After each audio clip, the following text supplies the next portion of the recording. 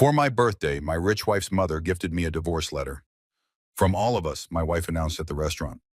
My wife's sister recorded my reaction for their entertainment. I thanked them, took the papers, and walked out.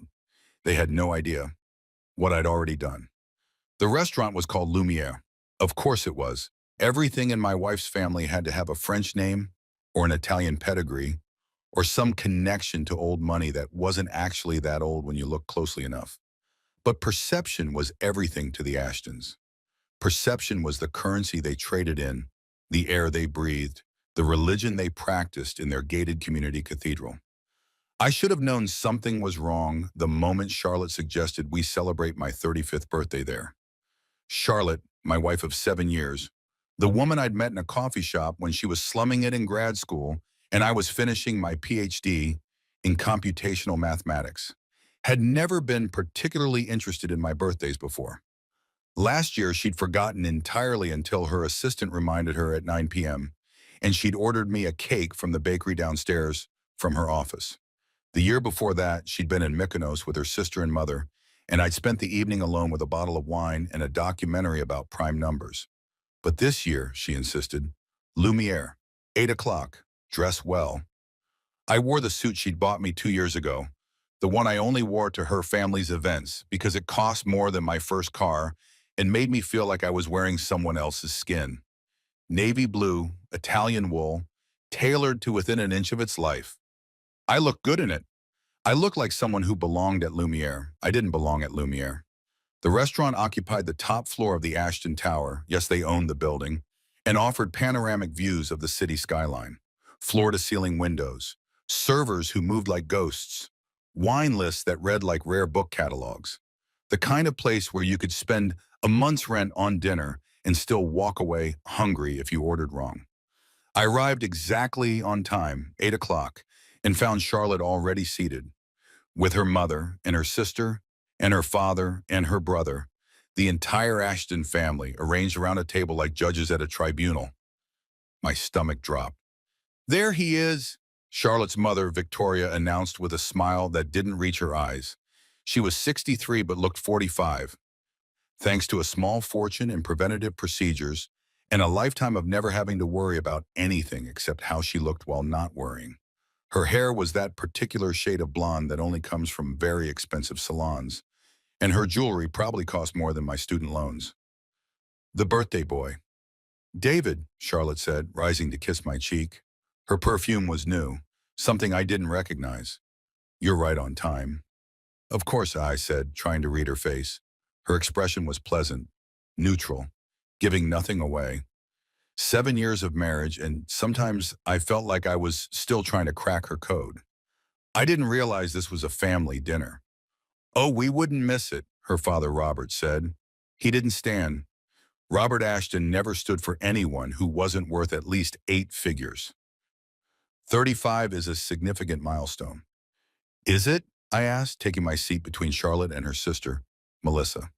It's halfway to 70, Melissa said, already filming me with her phone.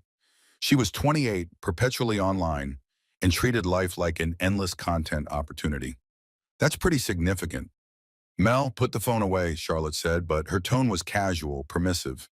The tone you'd use with a child you didn't actually expect to obey. Melissa lowered the phone, slightly. It was still pointed in my direction. A server appeared, young, beautiful, terrified, and poured wine I didn't choose. It was red. It probably cost more than my monthly salary as an adjunct professor. I didn't drink. So, Victoria said, leaning forward with that smile still fixed in place. David, how does it feel to be 35? Same as 34, I said. Pretty much identical to 33, if I'm being honest. Still teaching at the community college? Robert asked. University, I corrected quietly. Adjunct position. I teach graduate-level algorithm theory and yes, he waved his hand dismissively. How much does that pay again? There was a silence. Charlotte looked at her plate. Enough, I said. Enough, Robert repeated, tasting the word like he'd tasted the wine, finding it wanting. Interesting definition of enough. Dad, Charlotte's brother Marcus said. He was the only one in the family I'd ever felt didn't actively despise me. Let's not, I'm just making conversation, Robert said. It's a fair question. A man should know his worth. Speaking of which, he nodded at Victoria. Victoria reached into her handbag, something leather and obscenely expensive, and withdrew an envelope. Cream-colored, heavy stock. The kind of envelope that either contained a wedding invitation or very bad news. She slid it across the table toward me. "Happy birthday, David," she said. The restaurant noise seemed to fade. The clinking of silverware. The murmur of other diners. The soft jazz playing through invisible speakers. It all receded until there was only the sound of my own heartbeat and the envelope sitting in front of me like a small white bomb. "What is this?" I asked. "Open it," Victoria said. I looked at Charlotte. She was still looking at her plate. Her jaw was tight. I knew that expression. It was the one she wore when she'd already made a decision and was just waiting for everyone else to catch up. "Charlotte?" I said. "One." "Oh, yeah," she said. "Just open it, David," she said softly. Melissa raised her phone higher. She wasn't even pretending now. She was recording. I picked up the envelope. It was heavier than it should have been. Inside, I could feel the weight of multiple pages. My hands were steady as I opened it, which surprised me. I felt like I should be shaking, like there should be some physical manifestation of what I already knew was coming. The first page was a letter, printed on Ashton family letterhead.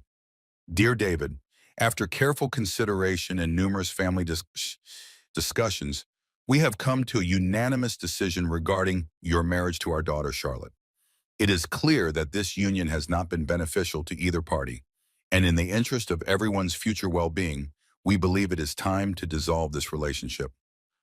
The enclosed documents have been prepared by our legal team. You will find the terms to be fair-ish and straightforward. Charlotte will retain all marital assets, which is appropriate given that they are primarily derived from family sources.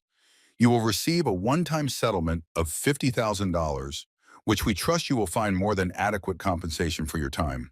We expect your cooperation in finalizing these arrangements quickly and quietly.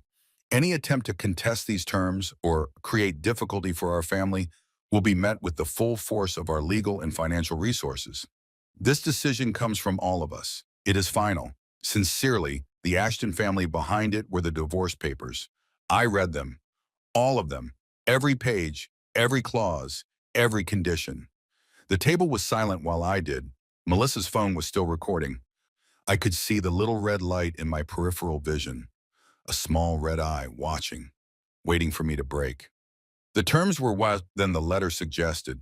No alimony, no division of assets, no claim to the apartment we'd lived in, which was technically owned by a family trust anyway. No claim to the car she'd bought me because it was in her name. No claim to anything. Just the $50,000 minus reasonable legal fees, which would probably eat up half of that. 7 years of marriage, reduced to maybe $25,000, and a letter that began "Dear David" and ended with someone else's signature. I set the papers down carefully, straightened them, aligned the edges. "Well?" Victoria asked. I looked up, looked around the table, at Victoria with her predatory smile, at Robert with his casual contempt, at Melissa with her phone, at Marcus, who at least had the decency to look uncomfortable, at Charlotte, who was finally looking at me with something that might have been guilt, or might have been impatience, or might have been nothing at all. "From all of you," I said. "From all of us," Victoria confirmed. "This is a family decision, David, nothing personal." "Nothing personal," I repeated. "You're a nice man," Charlotte said quietly. "You were always a nice man, but this isn't working. You have to see that. We're in different worlds. We always have been." "Different worlds," I said. "Stop repeating everything," Melissa said, still filming. "Say something interesting." "Mel," Marcus warned. "What? This is boring. I thought he'd cry or something." "You're recording me," I said, looking at her. "For what? Social media? Are you going to post this? Watch me destroy my brother-in-law's life for likes?" "It's just for us," Melissa said. But she was smiling. She was enjoying this.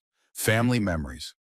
"Family," I said. I looked down at the papers again, at my birthday present, at the gift the Ashtons had wrapped in expensive paper and delivered with champagne and witnesses. Something inside me, something that had been bending for 7 years, warping, compressing, taking on the weight of constant small humiliations, finally broke. Not broke like shattered, broke like a door breaking open. Thank you, I said. Victoria blinked. What? Thank you, I repeated, gathering the papers. The letter, the divorce documents, all of it. I folded them neatly and tucked them inside my jacket pocket. This is incredibly generous. $50,000 minus legal fees. That's what, 25,000? Maybe 30 if I'm lucky? David, Charlotte started. No, really, I said, standing. I appreciate it. I appreciate all of this. The dinner, the venue, the whole family being here, Melissa recording it for posterity. This is exactly what I needed. Sit down, Robert said. I think I'm going to go, I said. But please, don't let me ruin your evening. Order dessert, celebrate. This is what you wanted, right? What you've all wanted for years? You're being dramatic, Victoria said. Am I? I looked at her, really looked at her, at the woman who'd never once called me by name without making it sound like an insult, who'd introduced me at parties as Charlotte's husband with the same tone someone might use to say Charlotte's unfortunate rash, who'd made it clear from day one that I was temporary, tolerated, and ultimately disposable. I don't think I'm being dramatic enough. David, Charlotte said, standing now too. Her voice had an edge, the edge she used when things weren't going according to plan. Let's discuss this at home. This is our home now, I asked.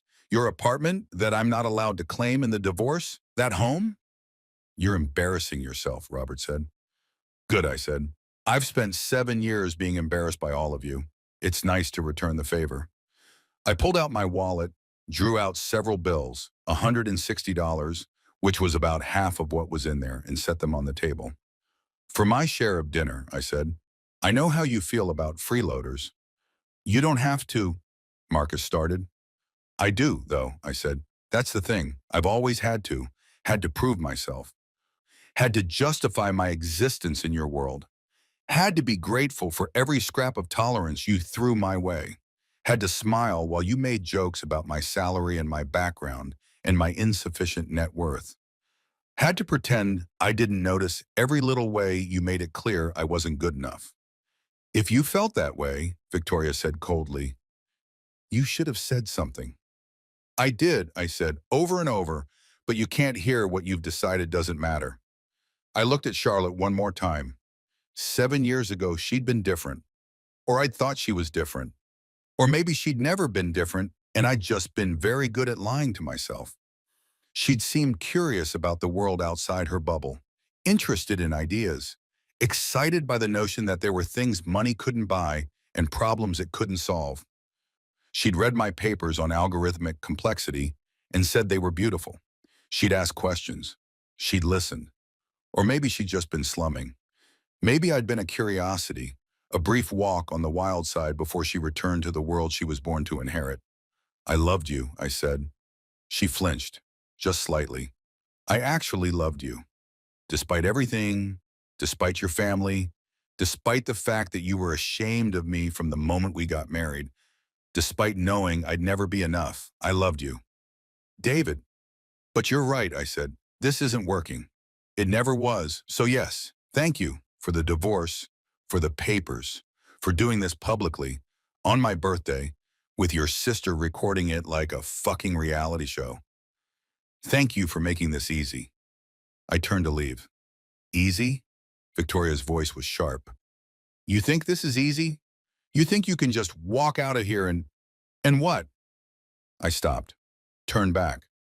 What exactly do you think I'm going to do? Contest the divorce? Fight you in court?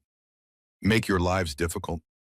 I smiled. It felt strange on my face, like wearing a mask that didn't quite fit.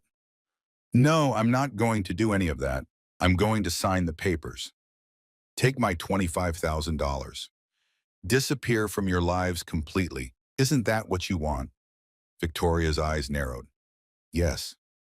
Then we agree, I said. For the first time in 7 years, we actually agree on something remarkable. I walked toward the exit. The entire restaurant was watching now. Diners had stopped eating. Servers had stopped serving. Even the jazz seemed quieter. At the elevator, I pressed the button. Behind me, I heard Charlotte's voice. David? Wait. The elevator doors opened. I stepped inside.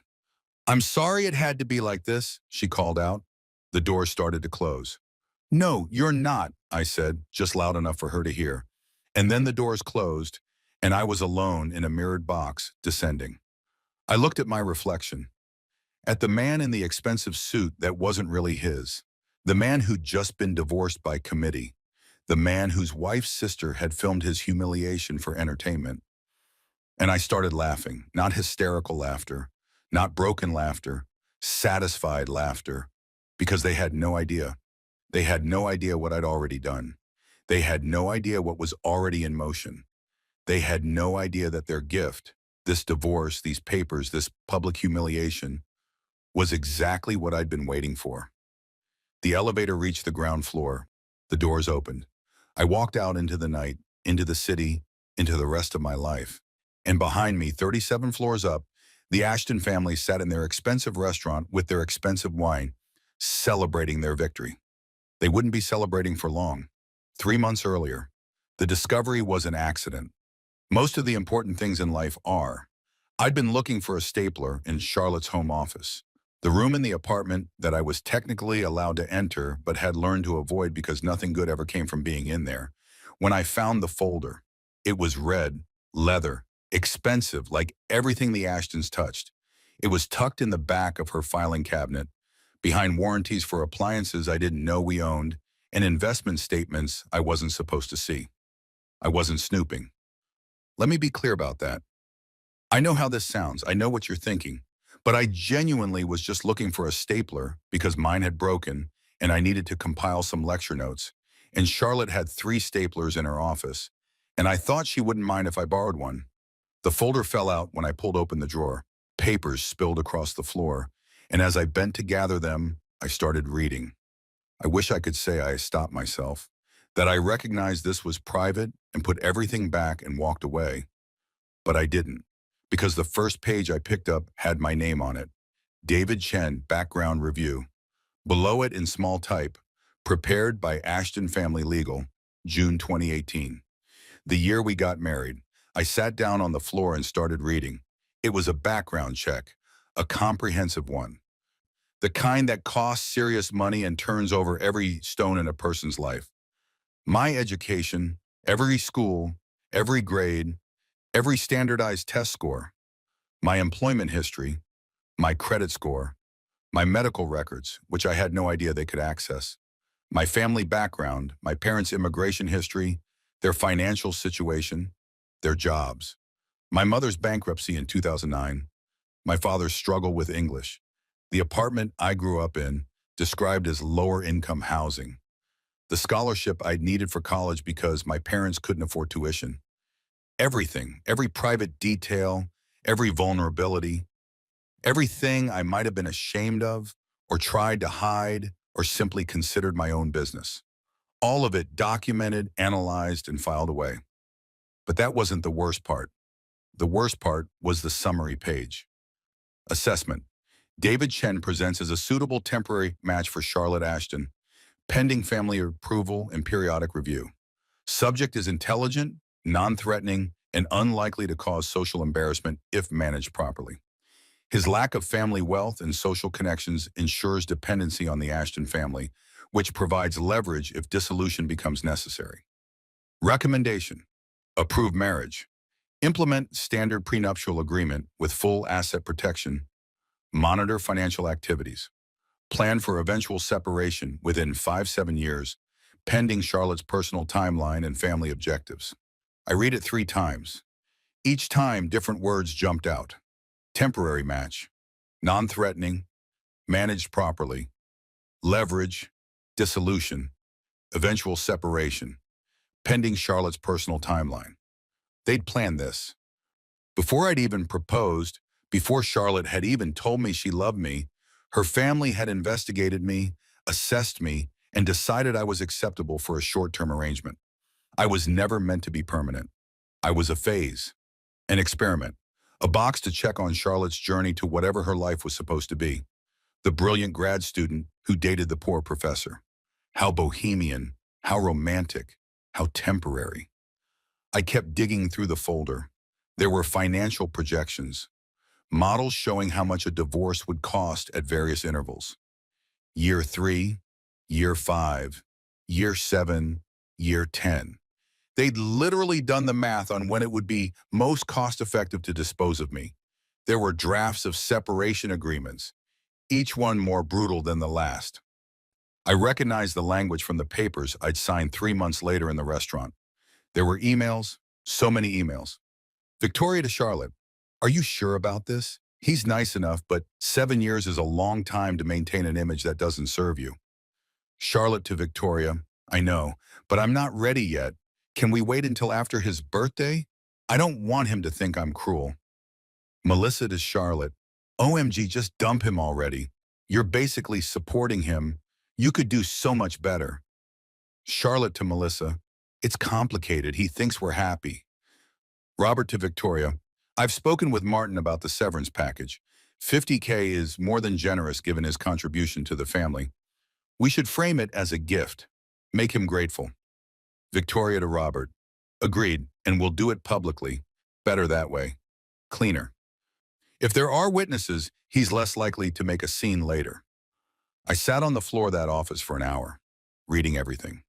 Every page, every email, every calculation, every cold, clinical dissection of my marriage, my life, my worth. They were planning to divorce me at dinner. They were going to make it public. They were going to film it. They were going to make me thank them for it. And they genuinely believed that I would take the money, sign the papers, and disappear gratefully into whatever lower income housing they assumed I'd crawl back to.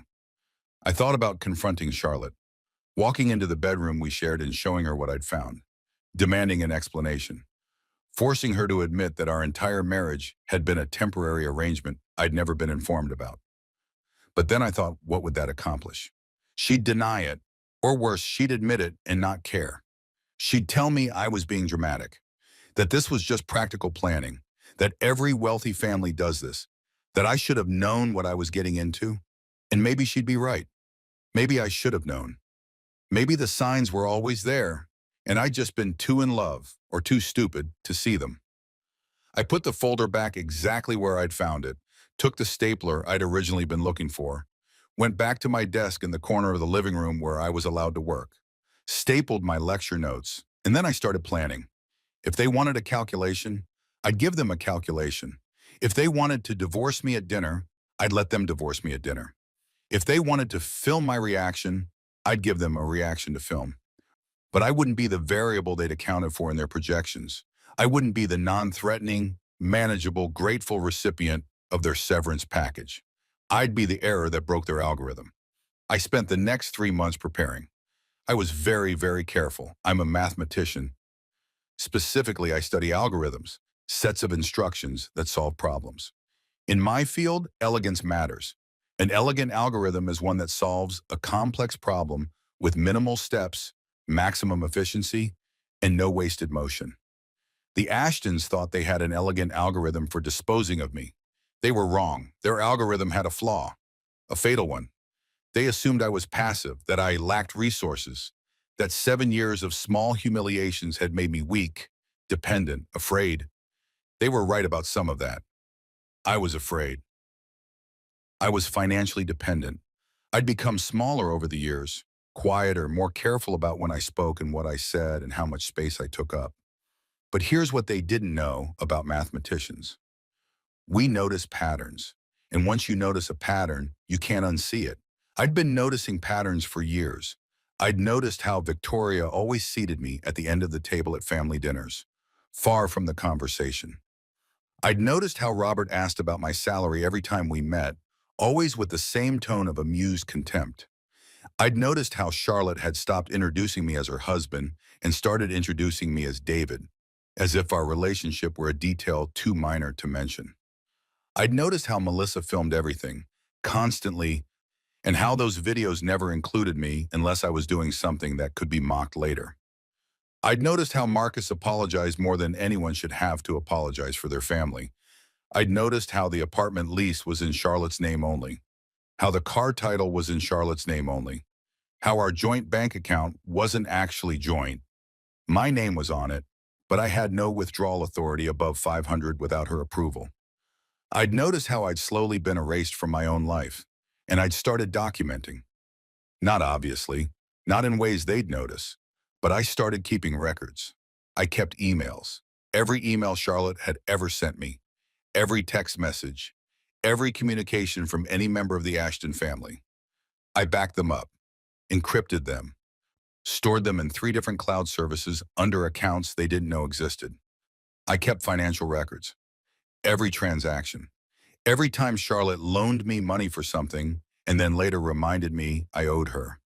Every time the family paid for something and then sent me a bill, every passive-aggressive Venmo request for my share of expenses. I kept notes, dates times conversations, who said what, who was present, what the context was. I wrote them in a journal I kept at my office at the university, the one place I knew they'd never look because they'd never once visited me there. I kept photos, the apartment, the car, the documents that said everything was Charlotte's, my corner desk with my laptop and my books and the life I was allowed to have in the margins of her much larger life. And then, after I found that red folder, I started doing something else. I started really looking at the Ashton family business. Robert Ashton was a real estate developer. That's how he introduced himself at parties. Real estate developer. As if it were a profession that required only one definition. But the more I looked, the more interesting it became. The Ashton Group owned property all over the city. Residential buildings, commercial spaces, development projects. It was valued at somewhere around $400 million, though the exact number was hard to pin down because the company was private and the family was secretive. But I had access to things the average person didn't. I had access to Charlotte. Or rather, I had access to Charlotte's laptop, which she left open in the kitchen sometimes when she was taking phone calls. I had access to her passwords, which she kept in a note on her phone that she'd shown me once when she needed me to handle something while she was traveling. I had access to the home network, which I managed because no one else in the family understood how routers worked. And I had skills. People forget that computational mathematicians aren't just theorists. We code. We analyze data. We find patterns in noise. We're very, very good at accessing systems. I didn't hack anything. Let me be clear about that. I didn't need to. Charlotte had given me access years ago when she'd asked me to help her organize her files. I'd created a backup system for her so you never lose anything important. And she'd been grateful. She'd never thought to revoke that access. Over 3 months, I downloaded everything: financial records, tax returns, contracts, property deeds, development plans, email archives, meeting notes, board presentations, internal memos, legal documents, settlement agreements with tenants, building inspection reports, loan applications, insurance claims, everything. And as I read through it all, late at night while Charlotte slept, I started to see the pattern. The Ashton Group was a house of cards, not obviously, not in ways that would show up in a casual audit, but there were discrepancies, small ones at first, properties listed at one value on tax documents and another value on loan applications, development projects that were funded through a maze of subsidiary companies and offshore accounts, rental income that didn't quite match what the properties should have generated, building code violations that had been settled quietly with payments that didn't appear in any official records. Nothing illegal, exactly. Or at least nothing provably illegal without a full forensic accounting investigation. But enough to raise questions, enough to interest regulators, enough to make banks nervous, enough to cause serious problems if the right person asked the right questions at the right time. I compiled everything into a single file, organized it, created a timeline, drew connections between related documents, highlighted the inconsistencies, made it very, very clear what patterns existed and what they suggested. And then I made 3 copies. One I encrypted and stored in a secure cloud account under a pseudonym. One I put on a flash drive that I kept on me at all times, and one I sent to someone I trusted. Marcus.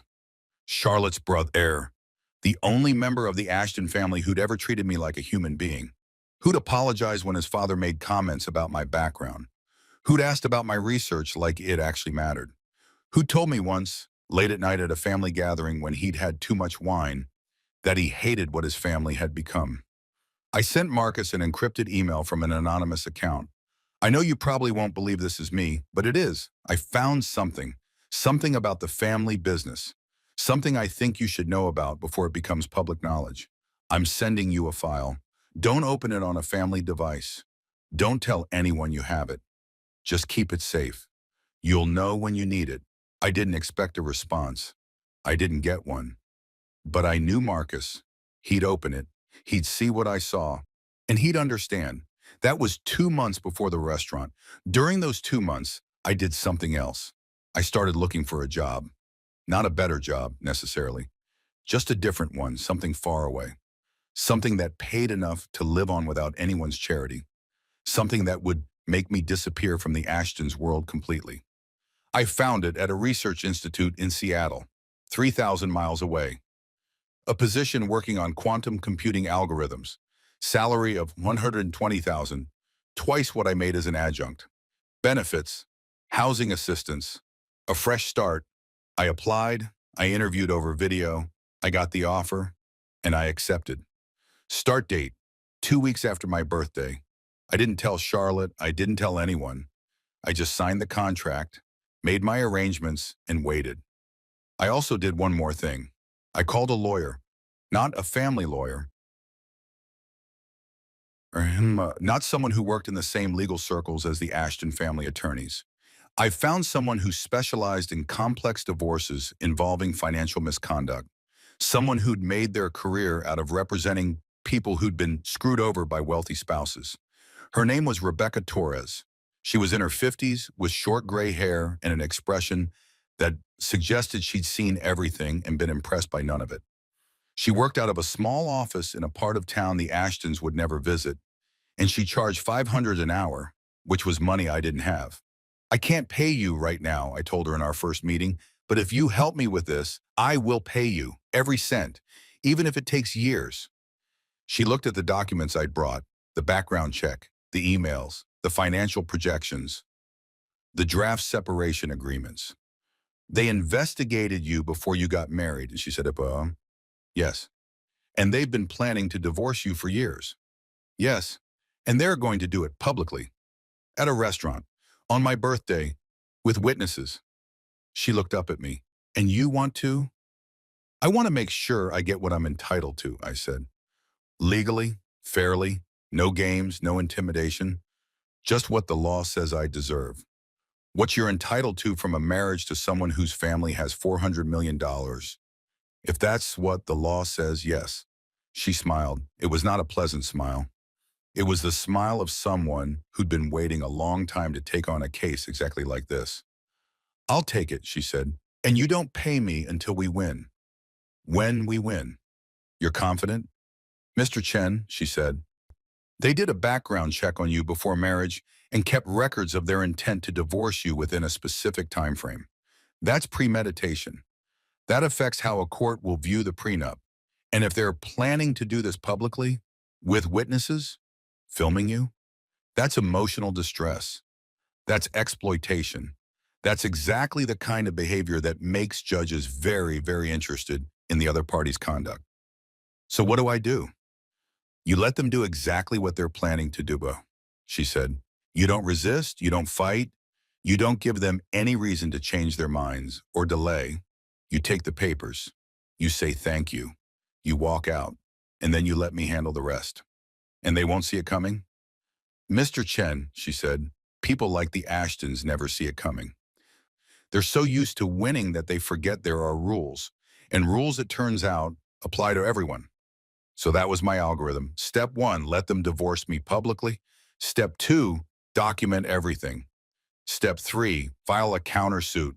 Step 4, watch their house of cards collapse. Elegant, efficient, no wasted motion. And that's where I was when I walked into Lumiere on my 35th birthday and found the entire Ashton family waiting to give me my gift. I didn't go home that night. Home, the apartment, Charlotte's apartment, didn't feel like somewhere I belonged anymore. Not that it ever really had, but there had been a comfortable fiction that we'd both maintained.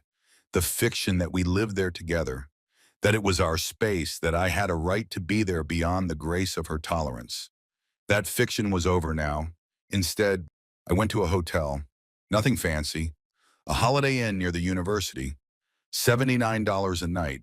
The room smelled like industrial cleaning solution and had a painting of a lighthouse bolted to the wall, but it had a bed and a door that locked and no one inside who'd just handed me divorce papers at dinner. I sat on the edge of the bed and pulled out my phone. 23 missed calls from Charlotte, 17 text messages, 6 voicemails. I listened to the voicemails. The first one was apologetic. David, please call me. I know that was awful. I know. But we should talk about this. Call me back. The second was more urgent. David, where are you? I'm worried. Just let me know you're okay. The third was annoyed. You're being childish. We need to discuss this like adults. I'm at the apartment. Come home. The fourth was angry. Fine. Don't answer, but you need to sign those papers. The lawyer needs them by Monday. The fifth was Victoria. David, this is Charlotte's mother. I understand you're upset, but what's done is done.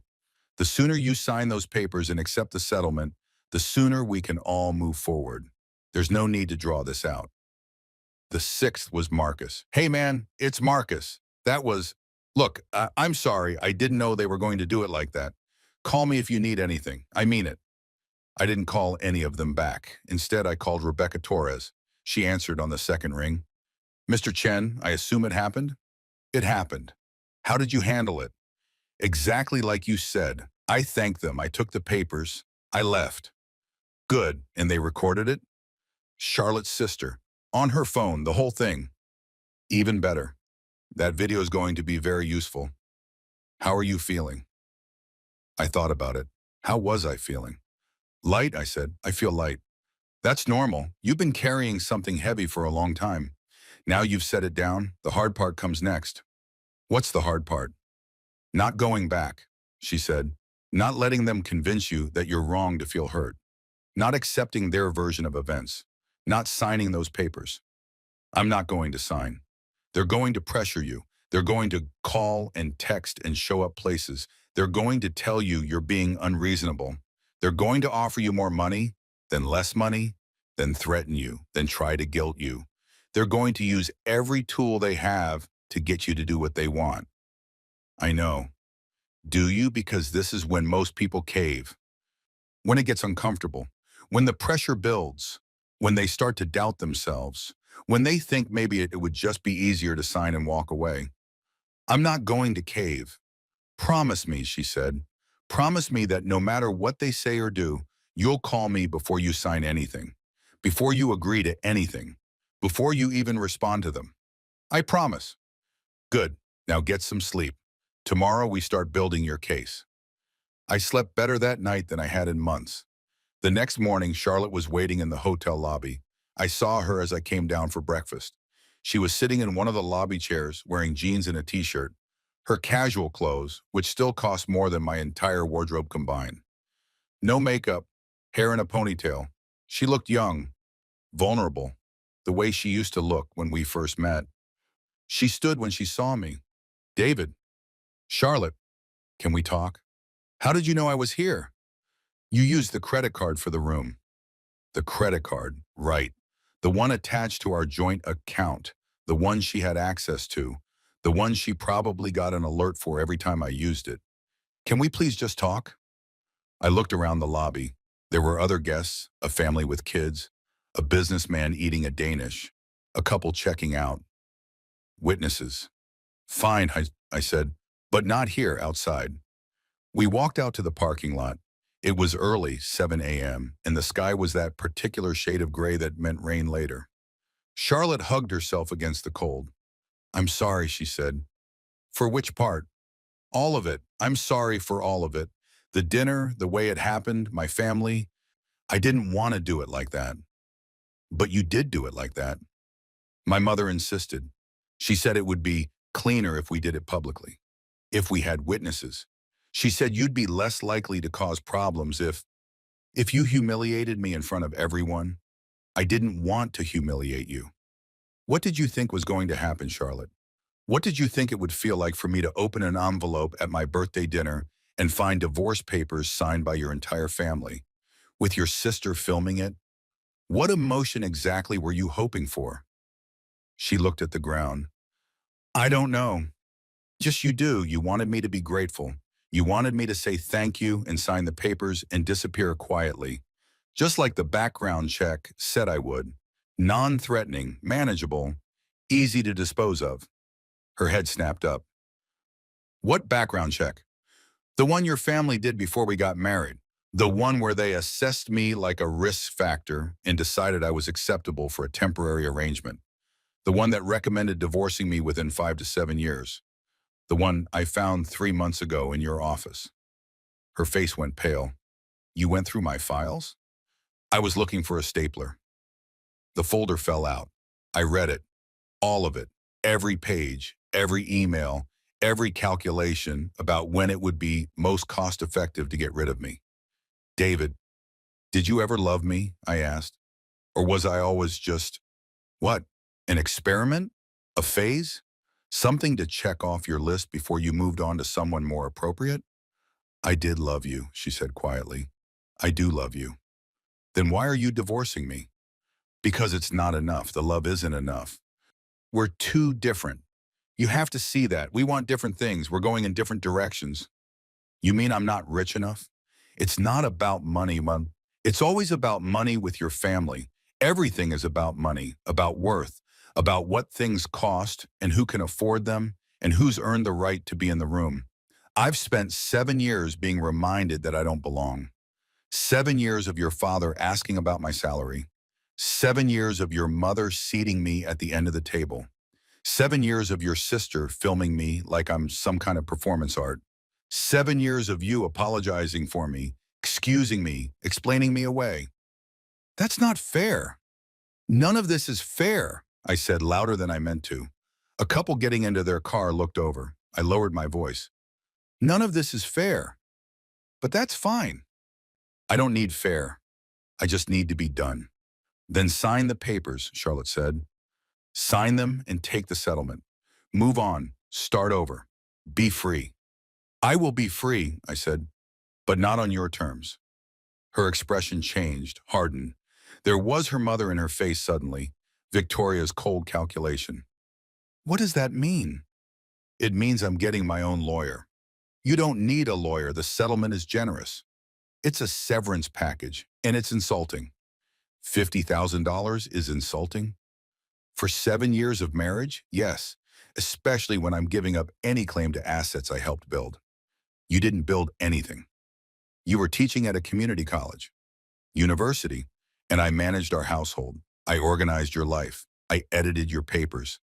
I handled every administrative task you didn't want to deal with. I was your emotional support, your sounding board, your backup plan. That has value. We had a prenup, written by your family's lawyers, signed when I was 27 and stupid and in love. Before I understood what I was signing, before I knew your family had investigated me and planned this from the beginning. That prenup is legal. Maybe, maybe not. That's for the courts to decide. Courts? Her voice went sharp. You're going to take this to court? If I have to. David, don't do this. Don't make this ugly.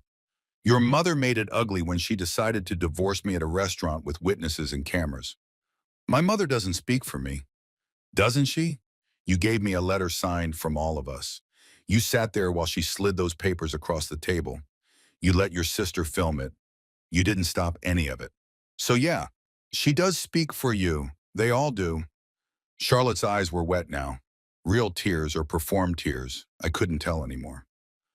I wanted to make this easy for you. By making it painful? By making it quick, like a Band-Aid. One sharp hurt, and then it's over, and you can heal. I am healing, I said, just not the way you expected. What do you want from me? Nothing, I said. I don't want anything from you anymore. That's the whole point. Then why won't you just sign? Because I'm not going to let your family write the ending to this story. I'm not going to be the disposable, poor professor who was grateful for the scraps and disappeared when dismissed. I'm not going to be the error they planned for in their algorithm. This isn't about algorithms. This is about our marriage. Our marriage was an algorithm. You just didn't show me the formula. She was crying now, actually crying. I'm sorry. I'm so sorry. I know I hurt you. I know my family hurt you.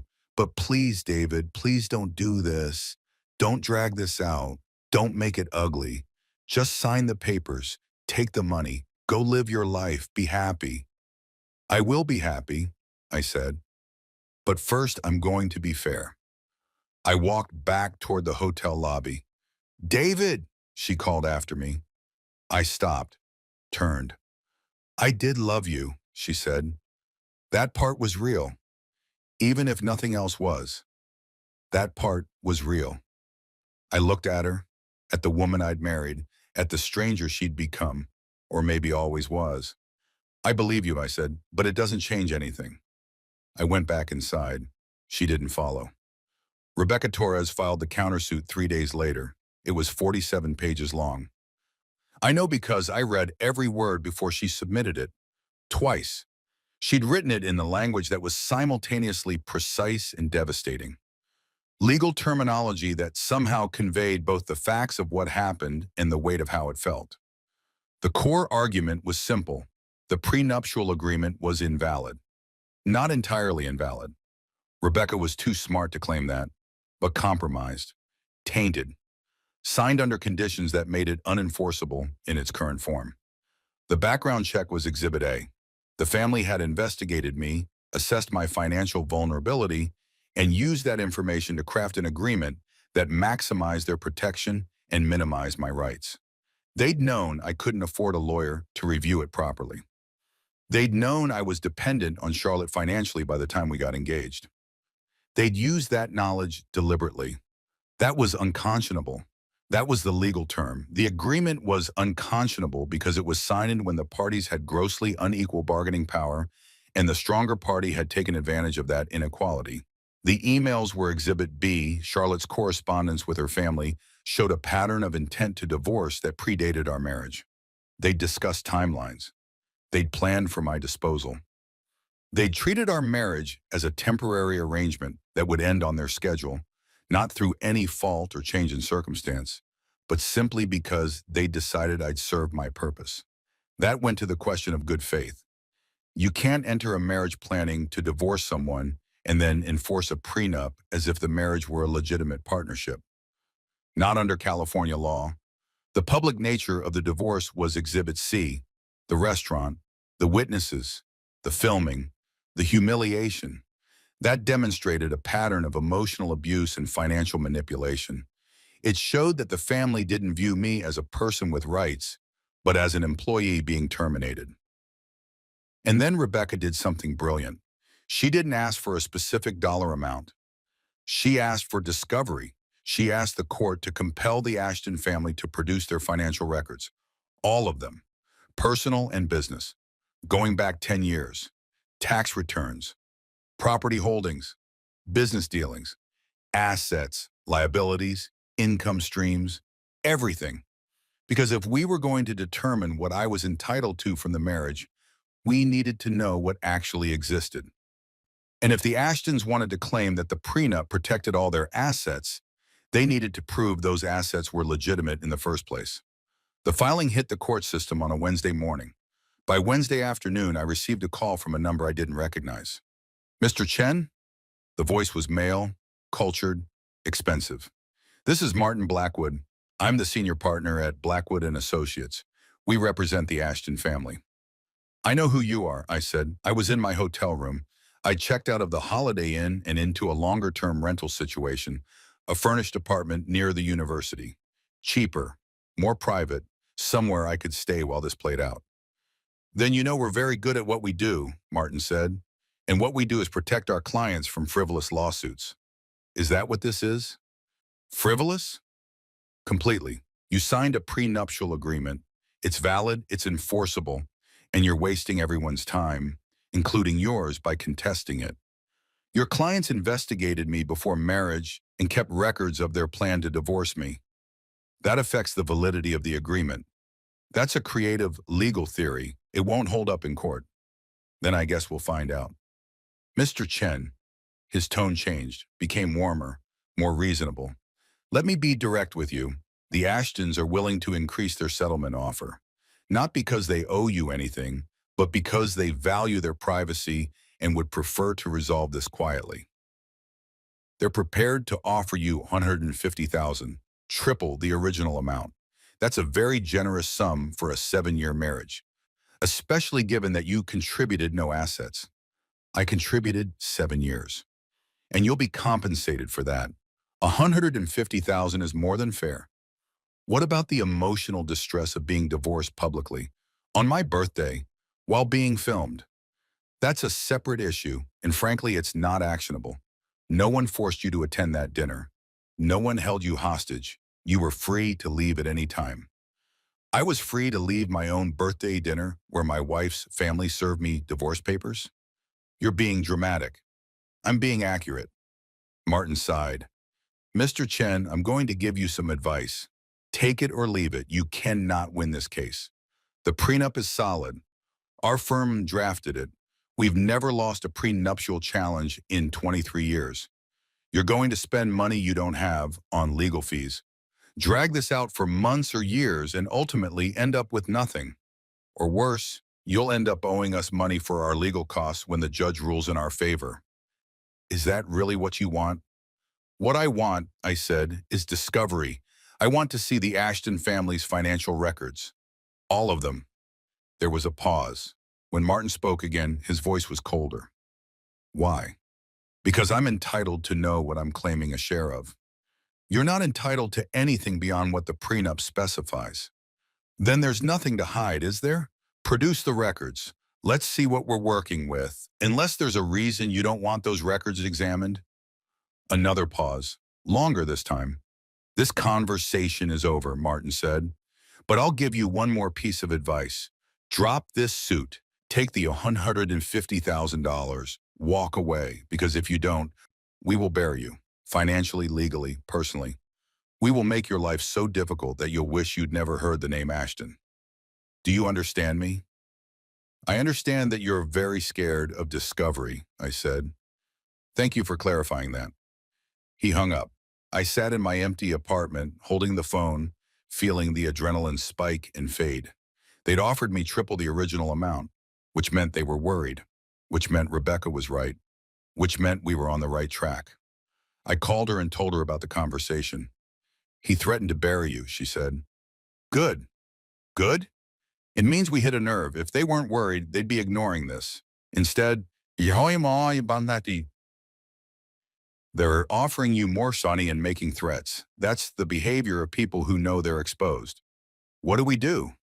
We wait. They'll file a response to our discovery request. They'll try to limit it, narrow it, delay it. But they'll have to provide something. And once we start seeing their records, we'll know what we're really dealing with. And if their records are clean, they won't be, Rebecca said confidently.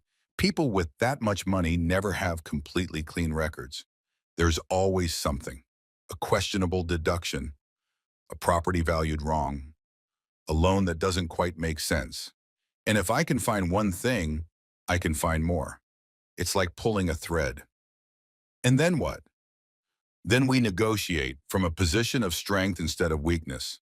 Then we get you what you're actually owed. Which is?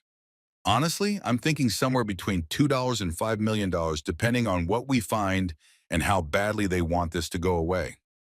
I laughed. I couldn't help it. $2 million, they offered me $50,000 originally.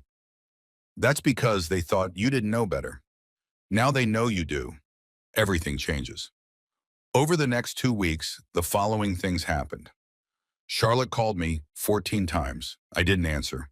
Victoria sent me a letter via certified mail explaining in patronizing detail why I was making a mistake and urging me to reconsider my rash decision before permanent damage is done to all parties. Melissa posted a video on her private Instagram story about toxic people who refuse to move on gracefully. I knew because someone screenshotted it and sent it to me. Marcus texted me, I think you're doing the right thing. Don't let them bully you. Robert's office called my university and tried to get me fired by suggesting I'd stolen Charlotte's research. It didn't work because A, I hadn't, and B, the university didn't appreciate attempted interference from external sources. Martin Blackwood filed a motion to dismiss my countersuit and limit discovery to only the last 3 years of marriage. Rebecca filed a response arguing that the entire marriage was relevant because the entire marriage had been planned and documented by the Ashtons. The judge scheduled a hearing for 6 weeks out. And then something unexpected happened. Marcus showed up at my apartment. I almost didn't let him in. He knocked on a Tuesday evening while I was grading papers. Yes, I was still teaching, still showing up to my adjunct position, still maintaining some semblance of normal life while my marriage imploded in slow motion. I looked through the peephole and saw him standing there, hands in his pockets, looking uncomfortable. I opened the door. Marcus? Hey. He looked past me into the small apartment. Can I come in? I hesitated, then stepped aside. He entered, taking in the space with a single sweeping glance. One bedroom, barely furnished, my laptop on a folding table, a mattress on the floor because I hadn't bought a bed frame yet, books stacked everywhere. It probably looked like poverty to him. It looked like freedom to me. Nice place, he said, and to his credit, he sounded like he meant it. It's temporary, I said. What are you doing here? I wanted to check on you, see how you're doing. I'm fine. Are you? Better than expected, I said. Want something to drink? I have water and water. He smiled. Water's fine. I poured us both glasses from the tap. We sat on the only 2 chairs I owned, folding metal things I'd bought at Target for $15 each. So, Marcus said, you're really doing this. The lawsuit. I am. And you know they're going to fight you with everything they have. I do. He nodded slowly. Good, because they will. My father doesn't lose. It's not in his nature. He'll spend $10 million to avoid paying you $1 million, just to prove a point. I know. Do you? Because I'm not sure you understand what you're up against. This isn't just about money or legal rights or fair compensation. This is about control, about power, about maintaining the family narrative. You're threatening that. They won't forgive it. I'm not asking for forgiveness. What are you asking for? Justice, compensation, acknowledgement that I wasn't just a temporary employee who served his purpose and should be grateful for the severance package. Marcus took a drink of water, set the glass down. I read the file you sent me. I went very still. Yeah? The financial records, the discrepancies, the patterns you flagged. And you're right about all of it. The properties are overvalued on loan applications and undervalued on tax returns. The subsidiary companies are shell games. The rental income is being funneled through offshore accounts. Some of the building code violations were settled with cash payments that never got reported. There's even a property in San Diego that's listed as a commercial development, but is actually sitting empty while my father collects insurance payments for lost revenue. It's not technically illegal, most of it. But it's close, really close, and if the wrong people started asking questions, the house of cards collapses, I finished. Exactly. He looked at me with something that might have been respect. How did you find all this? I'm a mathematician. I see patterns. And Charlotte gave you access to everything. She didn't think I'd look. She didn't think you'd understand, Marcus corrected.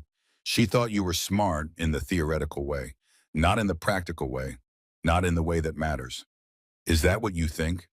Think you're the smartest person who's ever been involved with this family, and I think we're all idiots for underestimating you. We sat in silence for a moment. Why are you here, Marcus? I asked finally. Because I want to help you. Why? Because what they did to you was wrong, the background check.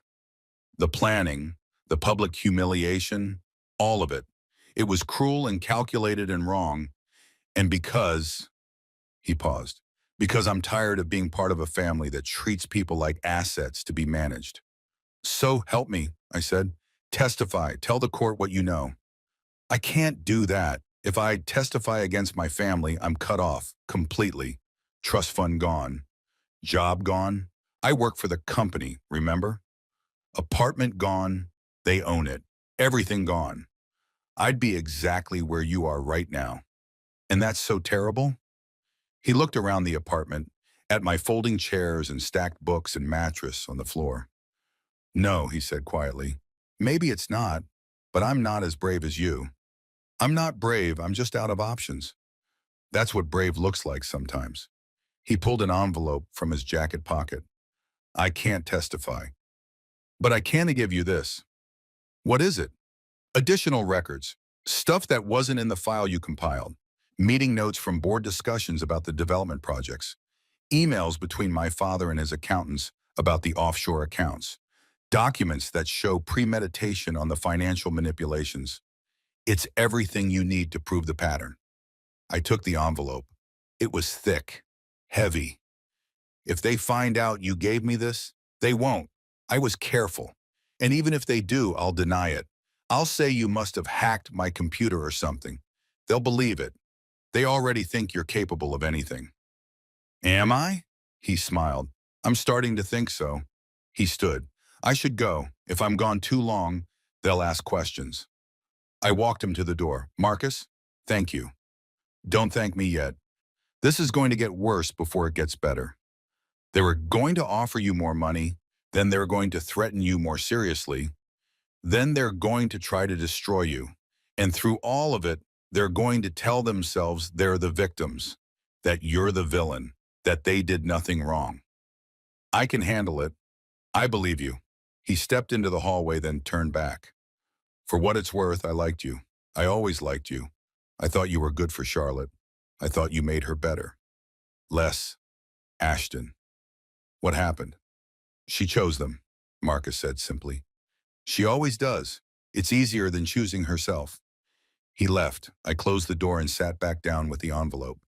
Inside were documents that would make Rebecca very, very happy and make the Ashtons very, very nervous.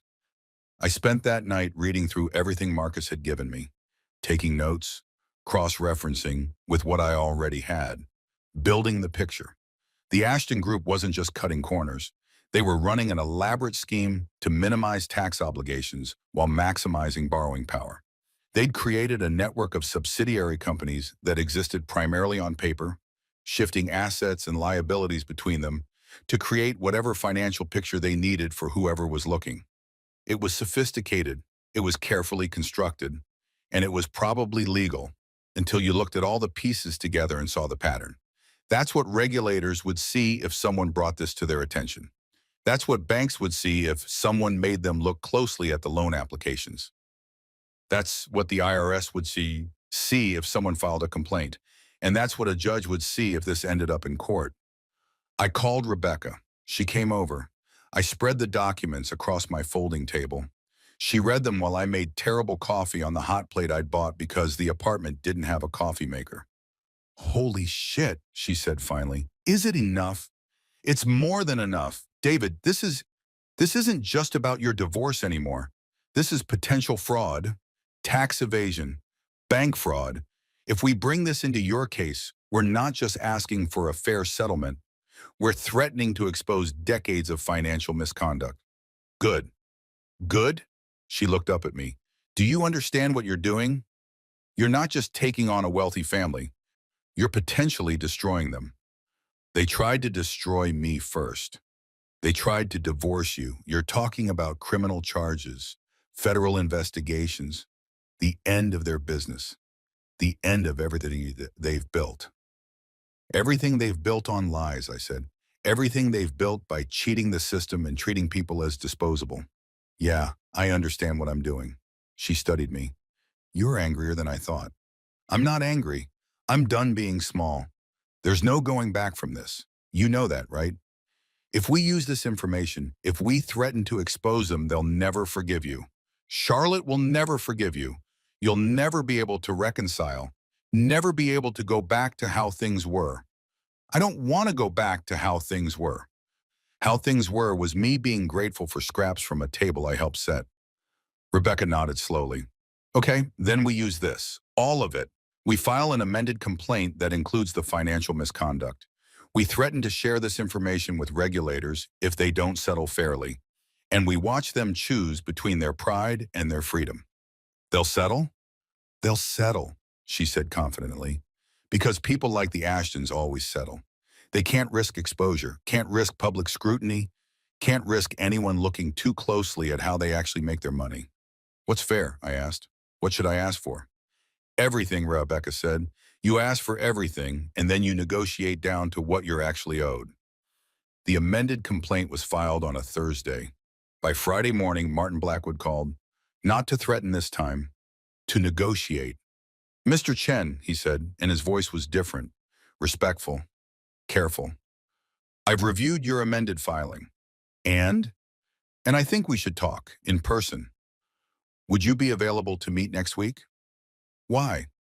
Because my clients are interested in resolving this matter expeditiously and amicably. Amicably, that's an interesting word considering how this started. Mr. Chen, I understand you're angry. I'm not angry, I said. I was in my apartment. It was 7 a.m. I'd been awake since 5, unable to sleep, running through scenarios and outcomes and possibilities. I'm just done pretending. Then let's stop pretending. My clients made a mistake. Several mistakes, in fact. The way the divorce was handled was inappropriate. The settlement offer was inadequate. They recognize that now. They'd like to make it right. How much? I'd prefer to discuss that in person, with both legal teams present. Next Tuesday, if that works for you? I looked at the calendar on my phone. Tuesday was 6 days away. Fine, where? Our offices. 2 o'clock. Your offices? No. Neutral ground. A pause. The courthouse conference rooms then. 2nd floor, 2 o'clock. I'll be there. I hung up and called Rebecca. They want to settle, I told her. Already? That was fast. Is it? We filed yesterday, David. I expected at least 2 weeks of posturing before they had even considered talking. The fact that they're asking to meet next Tuesday means they're very, very nervous about what's in that amended complaint. The financial records, exactly. They know if this goes to discovery, if we start deposing people, if we bring in forensic accountants, they're exposed. They can't let that happen. So we have leverage. We have all the leverage of years. The question is how much you want. I thought about it, about the 7 years, about the background check, about the dinner, about the way they'd made me feel, small, disposable, grateful for scraps for so long. I want them to admit what they did, I said. That's not going to happen. They'll never admit wrongdoing. That's negotiation 101. Then I want them to pay like they did something wrong. Now we're talking, Rebecca said. Here's what I'm thinking. We asked for $10 million. I know it sounds insane, but hear me out. You were married for 7 years. In California, that's a long-term marriage. You're entitled to spousal support. You're entitled to half of any assets acquired during the marriage. And given that the prenup is compromised, we can argue that everything is on the table, plus damages for emotional distress, plus compensation for the economic harm of being divorced publicly, which affects your future earning potential and reputation. How does my reputation affect my earning potential? You're a professor. Your reputation is your earning potential. And they filmed you being humiliated. They made you a spectacle. That has value, negative value, which they owe you for. They'll never pay $10 million. No, Rebecca agreed. They won't. They'll counter with something much lower. Maybe $500,000, maybe $1 million. And then we negotiate back and forth until we land somewhere between 3 and 5 million, which is what you're actually worth. You think I'm worth 5 million? I think 7 years of your life is worth $5 million.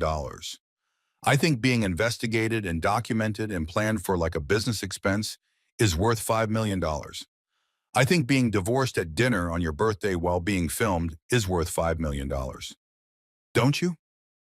I don't know, I said honestly. I don't know what I'm worth. I've spent so long being told I'm worthless. Then let me tell you what you're worth, Rebecca said firmly. You're worth whatever they're willing to pay to make this go away. And based on what's in that amended complaint, I think they're willing to pay a lot. The weekend passed slowly. Charlotte called twice. I didn't answer. She left voicemails. David, please, we need to talk. This has gone too far. What you're threatening, it's not just about me. It's about my whole family. My father could go to jail. The business could collapse. People could lose their jobs. Is that really what you want? Is your pride worth destroying everything? And later, I know you're hurt. I know I hurt you, but this isn't the answer. This isn't justice. This is revenge, and it's making you into someone you're not. Please call me back. Please. I didn't call back. Instead, I went to the university. I taught my classes. I held office hours. I graded papers. I did the work I was paid to do, the work that had value beyond what the Ashtons acknowledged. One of my students, a grad student named Priya who was working on machine learning algorithms, stayed after class. Professor Chen, can I ask you something personal? You can ask, I said. I might not answer. Are you okay? You seem different lately. Different how? Lighter, she said, like something heavy fell off. I smiled. Yeah, something did. Good, she said. You seem more like yourself.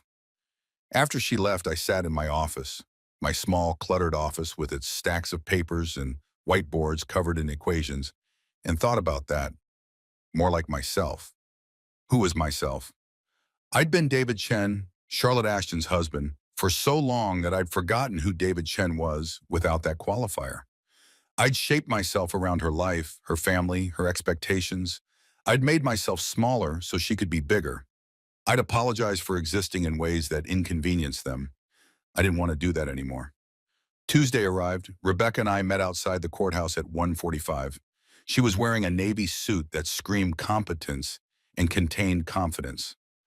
I was wearing the same suit Charlotte had bought me, the one I'd worn to the restaurant, because it was still the best suit I owned, and I wanted to remind them of that night. Ready? Rebecca asked. Ready. We went inside.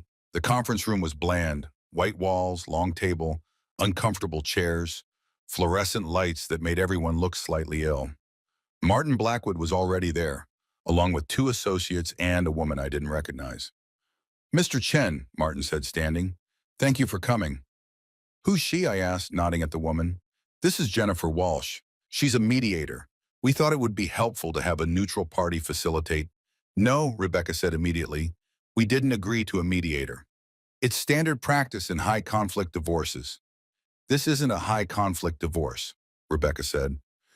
This is a case of documented premeditation to divorce, financial misconduct, and emotional abuse. We don't need a mediator. We need your client to make a serious offer. Martin and Rebecca stared at each other. The mediator gathered her things quietly and left. We all sat. Let's begin, Martin said. My clients recognize that the initial settlement offer was insufficient. They're prepared to increase that offer substantially. They're offering $2 million, paid out over 5 years, in exchange for a full release of all claims and a comprehensive NDA. No, Rebecca said, you haven't heard the full terms. I don't need to hear the full terms. $2 million over 5 years with an NDA is insulting. We're asking for $10 million immediate payment, no NDA, and a written acknowledgement of fault. One of the associates actually laughed. That's absurd. What's absurd, Rebecca said, is that your clients investigated my client before marriage, documented their intent to divorce him within a specific time frame, executed that divorce publicly and humiliatingly, and now want to pay him less than they'd pay a mid-level employee they were laying off. The prenuptial agreement is invalid. We've covered this. But let's talk about something else. Let's talk about the Ashton Group's financial practices. The property valuations that change depending on who's looking, the subsidiary companies that exist only on paper, the offshore accounts, the unreported cash settlements. Should we talk about those? Martin's face went very still. I don't know what you're referring to. Yes, you do. You drafted the documents for half those transactions. You set up the subsidiary companies. You've been advising the Ashtons on how to minimize their tax burden and maximize their borrowing power for 20 years. You know exactly what I'm referring to. Those are legitimate business practices. Then there's nothing to worry about, is there? If everything is legitimate, you should have no problem with discovery. No problem with forensic accountants. No problem with us sharing what we found with the appropriate regulators. That's blackmail, one of the associates said. No, Rebecca said calmly. Blackmail is when you threaten to reveal something unless someone pays you. What I'm doing is informing you that if this case goes to discovery, certain information will become part of the public record. That's not blackmail. That's consequence. Silence. $5 million, Martin said finally. Immediate payment, standard NDA. No admission of fault. $8 million, Rebecca countered. Immediate payment, limited NDA that only covers the financial information, not the circumstances of the divorce. Written statement that the initial settlement offer was inadequate and the circumstances of the divorce were handled inappropriately. $6 million, standard NDA, no written statement. $7 million, limited NDA, written statement. They went back and forth for 2 hours. I sat there, listening to them negotiate my worth in millions of dollars. It was surreal, dreamlike. 3 months ago, I'd been grateful for the occasional dinner out. Now they were arguing about whether I deserved $7 or $8 million. Finally, they reached an agreement, $6.5 million, immediate payment minus taxes. Limited NDA that prevented me from disclosing specific financial information about the Ashton Group, but did not prevent me from discussing the circumstances of my divorce. And a written statement, not an admission of fault, but an acknowledgement that the dissolution of the marriage was handled in a manner that caused unnecessary distress to both parties.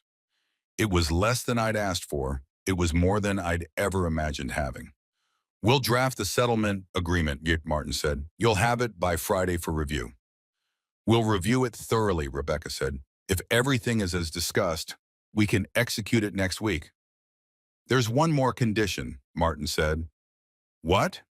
Charlotte wants to see him, to talk to him, before this is finalized.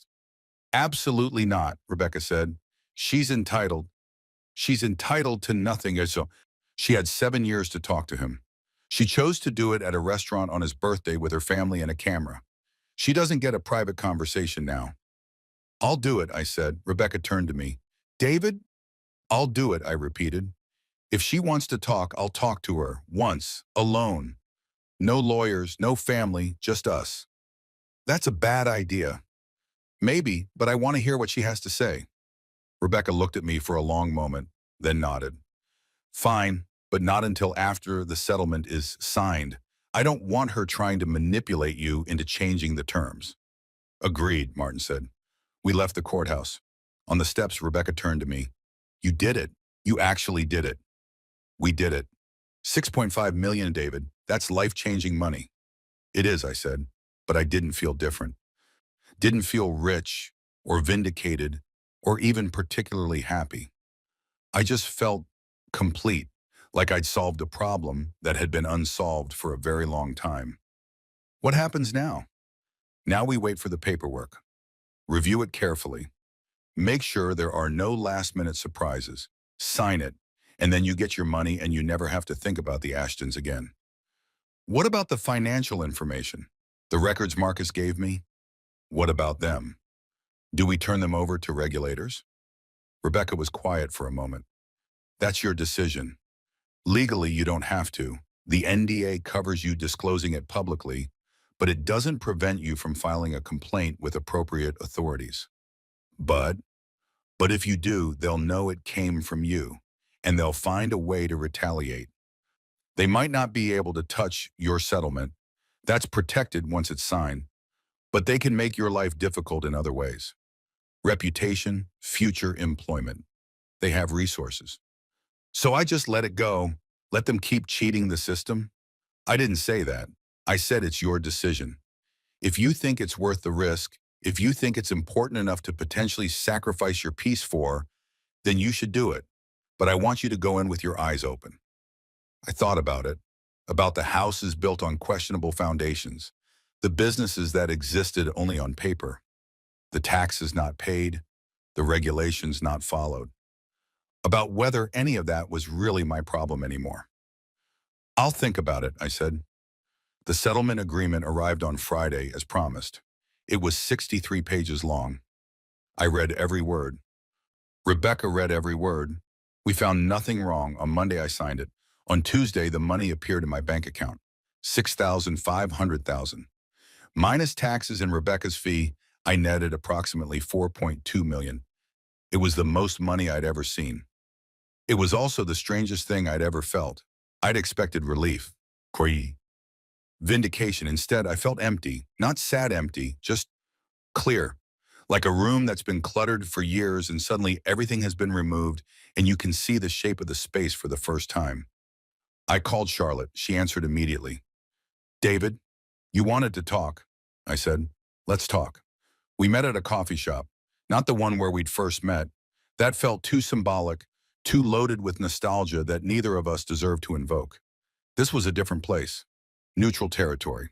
A Starbucks near the university, busy enough that we wouldn't be overheard, but public enough that nothing dramatic could happen. Charlotte was already there when I arrived. She looked tired. No makeup, hair pulled back. She was wearing jeans and a sweater I remembered buying her for Christmas 3 years ago. She'd said she loved it, and I'd never seen her wear it until today. Hi, she said. She said, hi. I got coffee. She already had tea. We sat at a table in the back corner. For a minute, neither of us spoke. So, she said finally, you won. Did I? You got your money, more than we ever thought you'd get.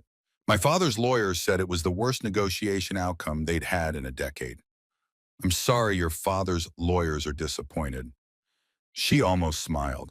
Don't be, they charge him enough. They can handle a loss. She wrapped her hands around her tea. I wanted to say I'm sorry, really, actually sorry, not the performative apology I gave you at the hotel, not the I'm sorry you're upset kind of sorry. I mean, I'm sorry for what I did, for how I did it, for all of it. Okay. That's it? Just okay? What do you want me to say, Charlotte? That I forgive you? That it's all fine now? That we can be friends? I don't know what I want, she said. I guess I wanted you to yell at me, to tell me I'm a terrible person, to make me feel as bad as I made you feel. I'm not interested in making you feel bad. I'm just interested in moving on. To Seattle, she said. I blinked. How do you know about Seattle? I have my ways. She saw my expression. I'm kidding, Marcus told me. He said you have a new job. Some kind of research position? Quantum computing algorithms. That sounds very you. It is very me. It's the job I should have taken years ago but didn't because I was trying to be the person you needed me to be. She flinched. I never asked you to be someone else. You didn't have to ask. The expectation was always there. Be less academic. Be more social. Be less passionate about your work. Be more interested in mine. Be less you. Be more compatible with the family. That's not fair. None of this is fair, I said, but it's accurate. She was quiet for a moment. Did you really love me, or was that just something you told yourself? I loved you, I said, completely. Probably longer than I should have. But yeah, I loved you. Past tense. Past tense. I loved you too, she said. I know you don't believe that. I know after everything, the background check, the planning, the way we ended things, you probably think it was all fake. But it wasn't. At least not for me. I really did love you. Just not enough. Just not enough, she agreed. Not enough to stand up to my family. Not enough to walk away from my life. Not enough to choose you over everything else. Was there ever a moment when you thought about choosing me? She thought about it. Really thought about it. Yes, she said finally.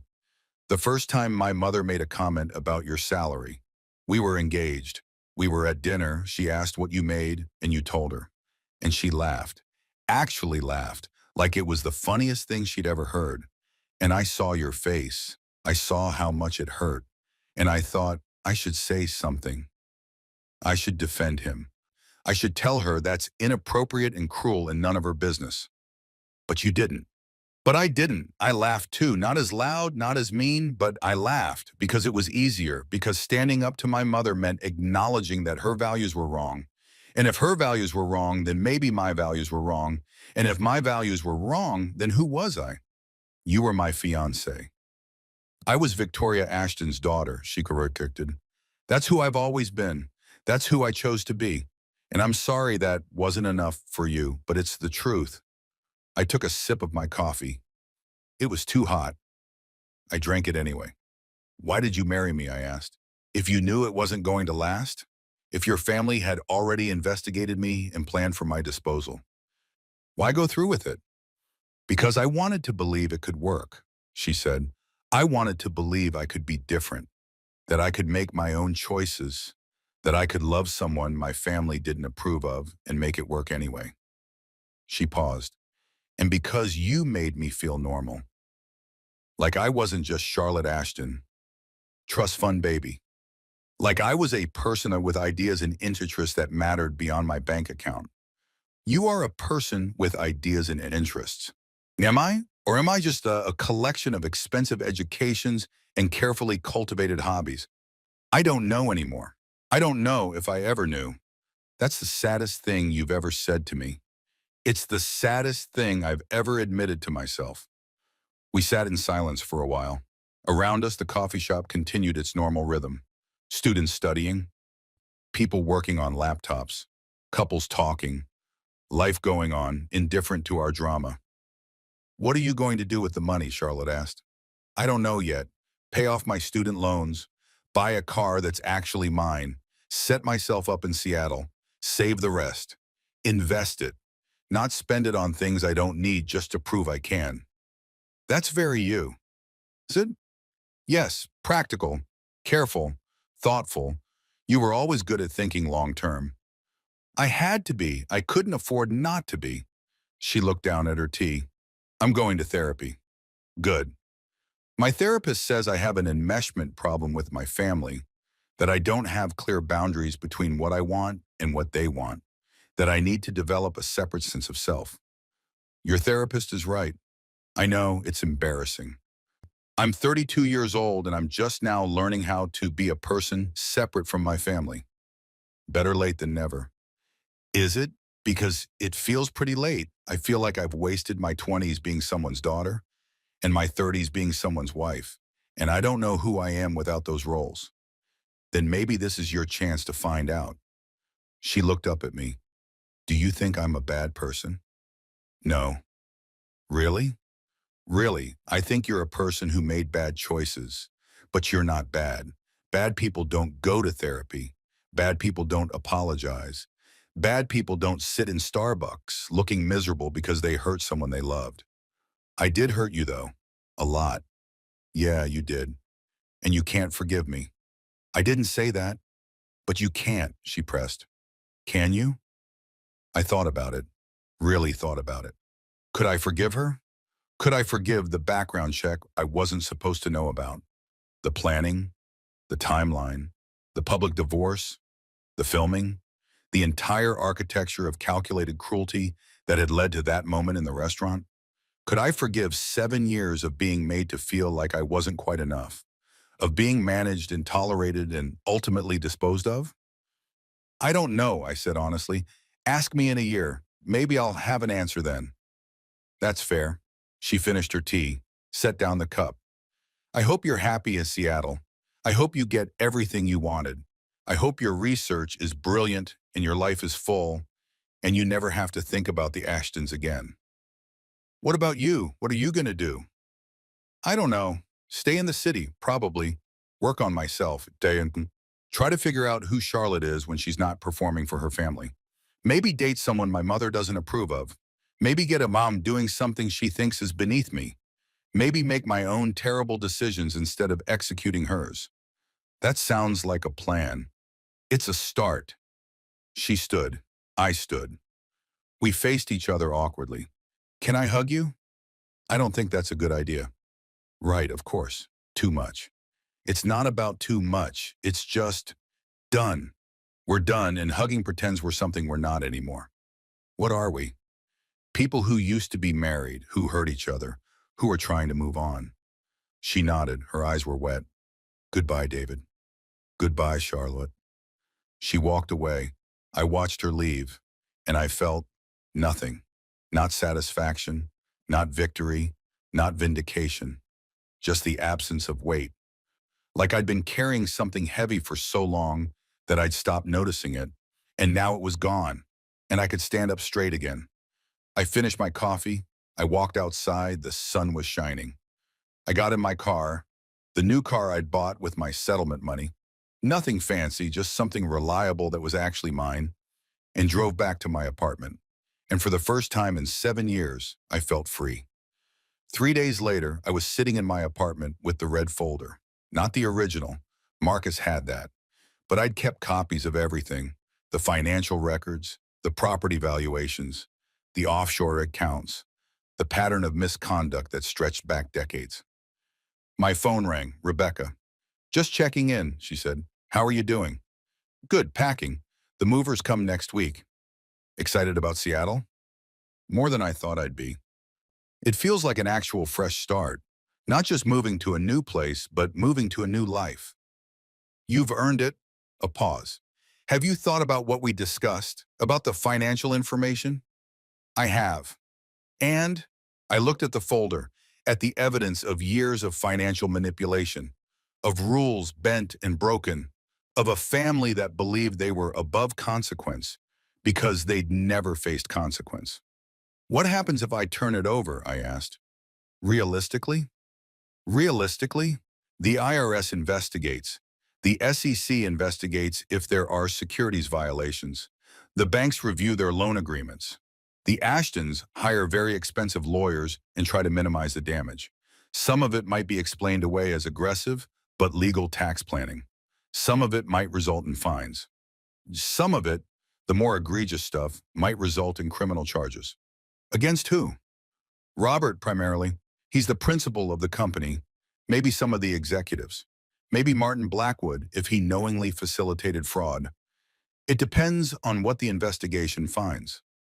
"What about Charlotte?" "Charlotte was never involved in the business operations. She's not at risk."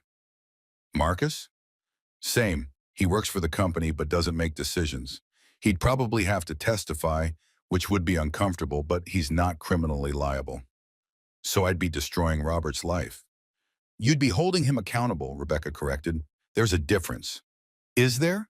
"Yes, destroying his life would be fabricating evidence or making false accusations.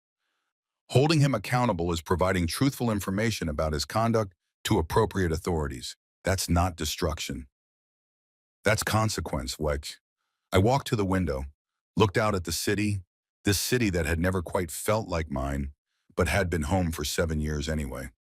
"He'll know it came from me," I said. "Probably. He'll retaliate." "Maybe, but how? Your settlement is protected. You're moving 3,000 miles away. You're changing jobs. What can he actually do to you?" "Reputation. He can tell people I'm vindictive, that I destroyed his family for money. People who matter won't believe that, and people who believe that don't matter." That's a nice saying. It's also true.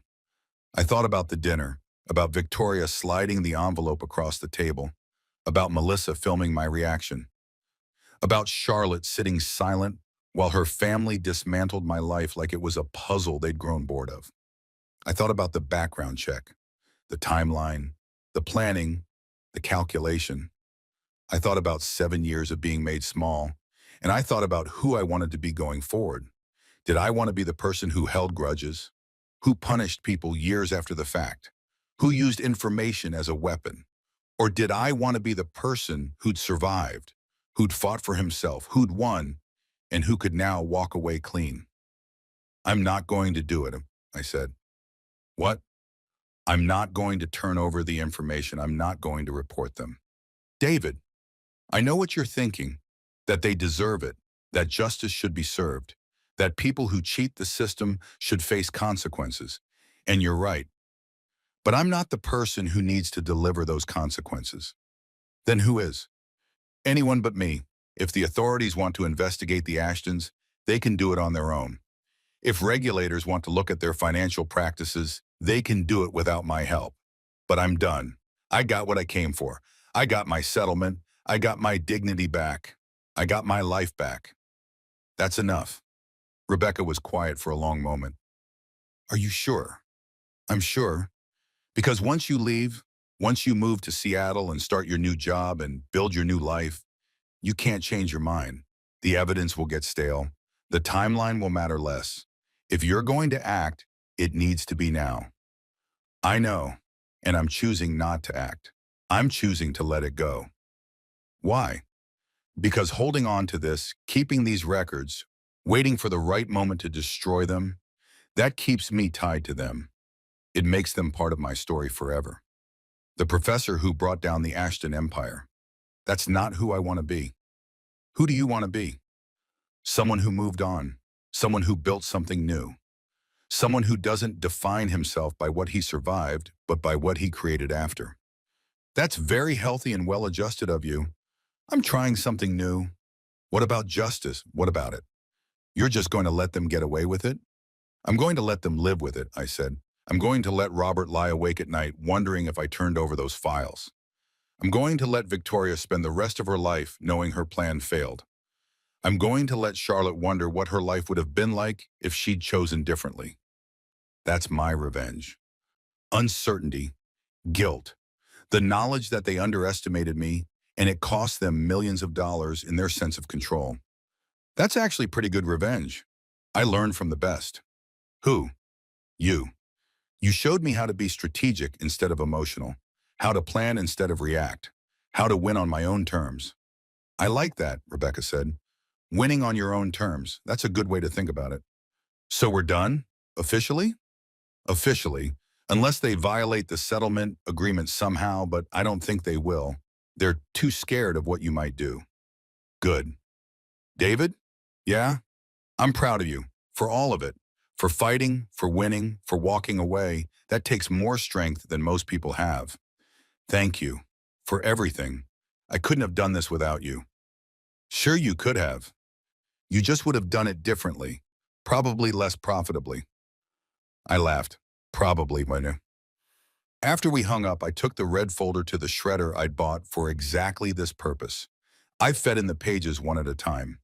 The financial records, the property valuations, the offshore accounts, the meeting notes, the emails, the evidence of years of misconduct. All of it. I watched it turn into confetti, and then I threw the confetti away. I kept only one thing, the background check, the original document that had started all of this, the assessment of David Chen as suitable temporary match and non-threatening. I folded it carefully and put it in my wallet, not as evidence, as a reminder. A reminder of who I was before I learned to fight back, a reminder of who I never wanted to be again. The flight to Seattle was unremarkable. 3.5 hours, exit row seat because I could afford it now. A book I didn't read, a drink I didn't finish, a window view of clouds and mountains, and the abstract geography of moving on. Marcus drove me to the airport. He insisted, said it was the least he could do. I didn't argue.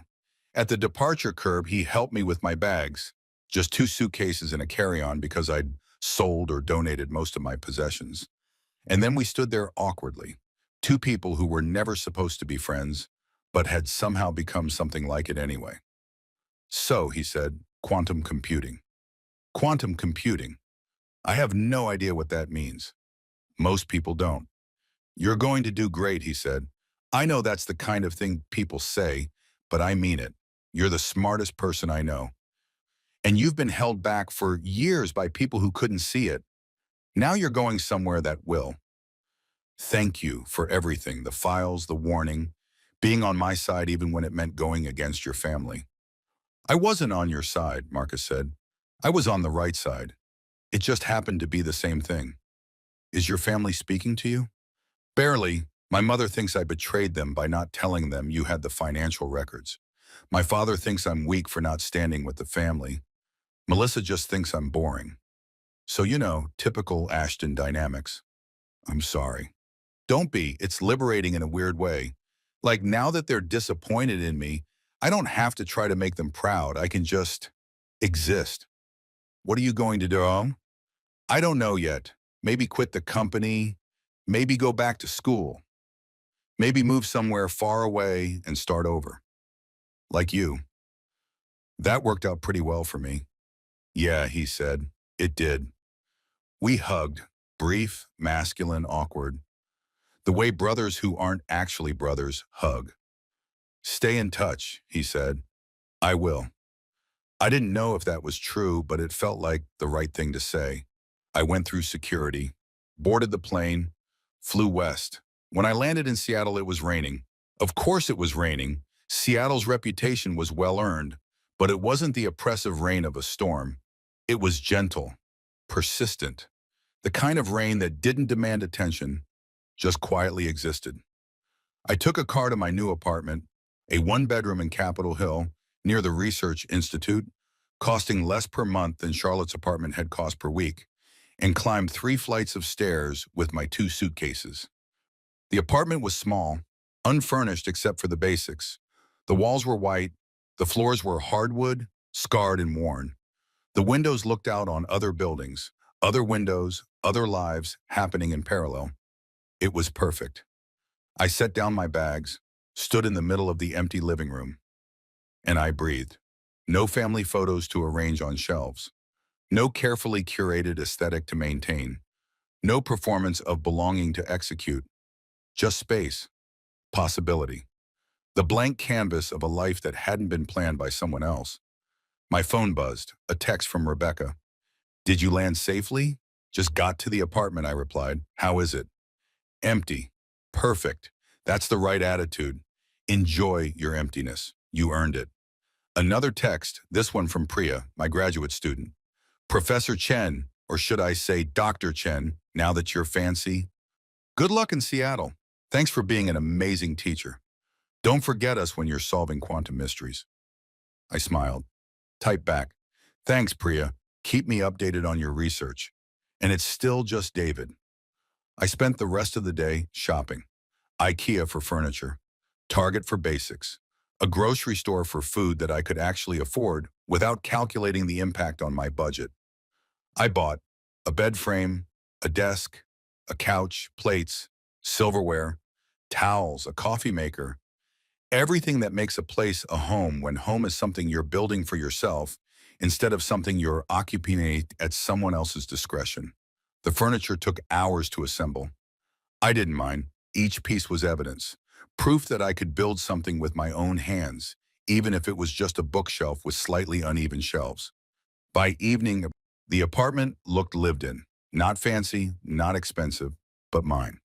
I ordered pizza, cheap pizza from a place with a hand-painted sign and a C Health rating that felt authentic in ways that Lumiere could never be. I ate it sitting on my new couch, watching rain streak down the windows, listening to the sounds of the building, footsteps above, music through walls, the ambient noise of other people living their lives nearby. It was the best meal I'd had in months. My phone rang. Unknown number. Seattle area code. I answered. "Hello? Hi, is this David Chen?" "It is." "This is Karen Winters. I'm the director of the Quantum Computing Research Institute. I wanted to reach out personally to welcome you to the team and see if you needed anything as you're settling in." "That's very kind of you. I'm settling in well." "Excellent. I wanted to let you know how excited we are to have you. Your work on algorithmic complexity is exceptional. We think you're going to make significant contributions here." "Thank you. I'm excited too." "I also wanted to mention, I noticed your resume showed several years of adjunct teaching at a university. That's actually perfect because we're launching a new graduate program and we need faculty who can teach as well as research. Would you be interested in developing a course on quantum algorithms?" "I would love that." "Wonderful. We'll discuss it more when you start on Monday. But I wanted to plant the seed. We value teaching here. We think it makes the research better. So don't hide that part of yourself." After she hung up, I sat holding the phone, processing what she'd said. Don't hide that part of yourself. For 7 years, I'd hidden that part of myself. The part that loved teaching, that got excited about explaining complex ideas, that found satisfaction in watching students understand something that had confused them minutes before. I'd hidden it because the Ashtons didn't value it, because teaching at a university wasn't prestigious enough, because professors who made middle-class salaries weren't worth mentioning at their dinner parties. But here, in this new place, with these new people, it was valued. I was valued, not despite what I did, but because of it. I wasn't going to hide anymore. Monday morning, I reported to the Institute. It was housed in a modern building on the edge of the university campus, all glass and steel in open spaces designed to encourage collaboration. There were whiteboards everywhere, labs full of equipment I only partially understood, meeting rooms with names like Heisenberg and Schrödinger and Feynman. My office was on the third floor, small but with a window, a desk, a whiteboard, shelves for books, everything I needed. Karen showed me around, introduced me to the team, researchers from all over the world, India, Japan, Germany, Brazil, Australia. People who'd come here because the work mattered more than the prestige, because solving problems was more important than being seen solving problems. We're glad you're here, Karen said as we finished the tour. We need people who think differently, who see patterns other people miss. From what I've read of your work, that's you. I hope I can live up to that. You will, trust me. I'm very good at recognizing talent, and you have it in abundance. That afternoon, I met my research team. 4 people, 2 postdocs and 2 graduate students, all brilliant, all younger than me, all intimidatingly accomplished. So, one of the postdocs, a woman named Amy from Toronto, said, "What's your approach to quantum error correction?" I opened my mouth to give the careful, measured response I'd learned to give in Charlotte's World. The response that wouldn't sound too technical or too passionate or too much. Then I stopped. I was in a room full of people who understood what I did, who cared about what I did, who wanted to hear what I actually thought, not a watered-down version designed not to offend or bore anyone. Honestly, I said, I think we're approaching it wrong. We're trying to correct errors after they happen, instead of designing systems that are inherently more robust to the types of errors we know will occur. It's like we're building houses in earthquake zones and then adding supports after the earthquake, instead of designing earthquake-resistant architecture from the beginning. Amy leaned forward. Go on. Most quantum error correction codes are based on classical error correction theory, which makes sense. We're adapting what works. But quantum systems aren't just classical systems with extra steps. They're fundamentally different. They have properties like entanglement and superposition that classical systems don't have. What if we could use those properties to create error correction that's native to quantum mechanics instead of borrowed from classical computing? That's one of the grad students, Jason said slowly. That's actually a really interesting approach. It's probably impossible, I added quickly. Probably, Amy agreed, but that's what makes it interesting. Let's work on it. And just like that, I was home. Not Seattle, not the apartment, not even the institute specifically. But this, the work, the conversation, the feeling of being surrounded by people who spoke my language and valued what I valued. This was home. We worked for 4 hours straight, filling whiteboards, arguing about theory, building mathematical models, getting excited about ideas that wouldn't make sense to anyone outside this room. It was the best day I'd had in 7 years. When I left that evening, walking through the Seattle rain back to my apartment, I felt something I hadn't felt since before I'd married Charlotte. Purpose.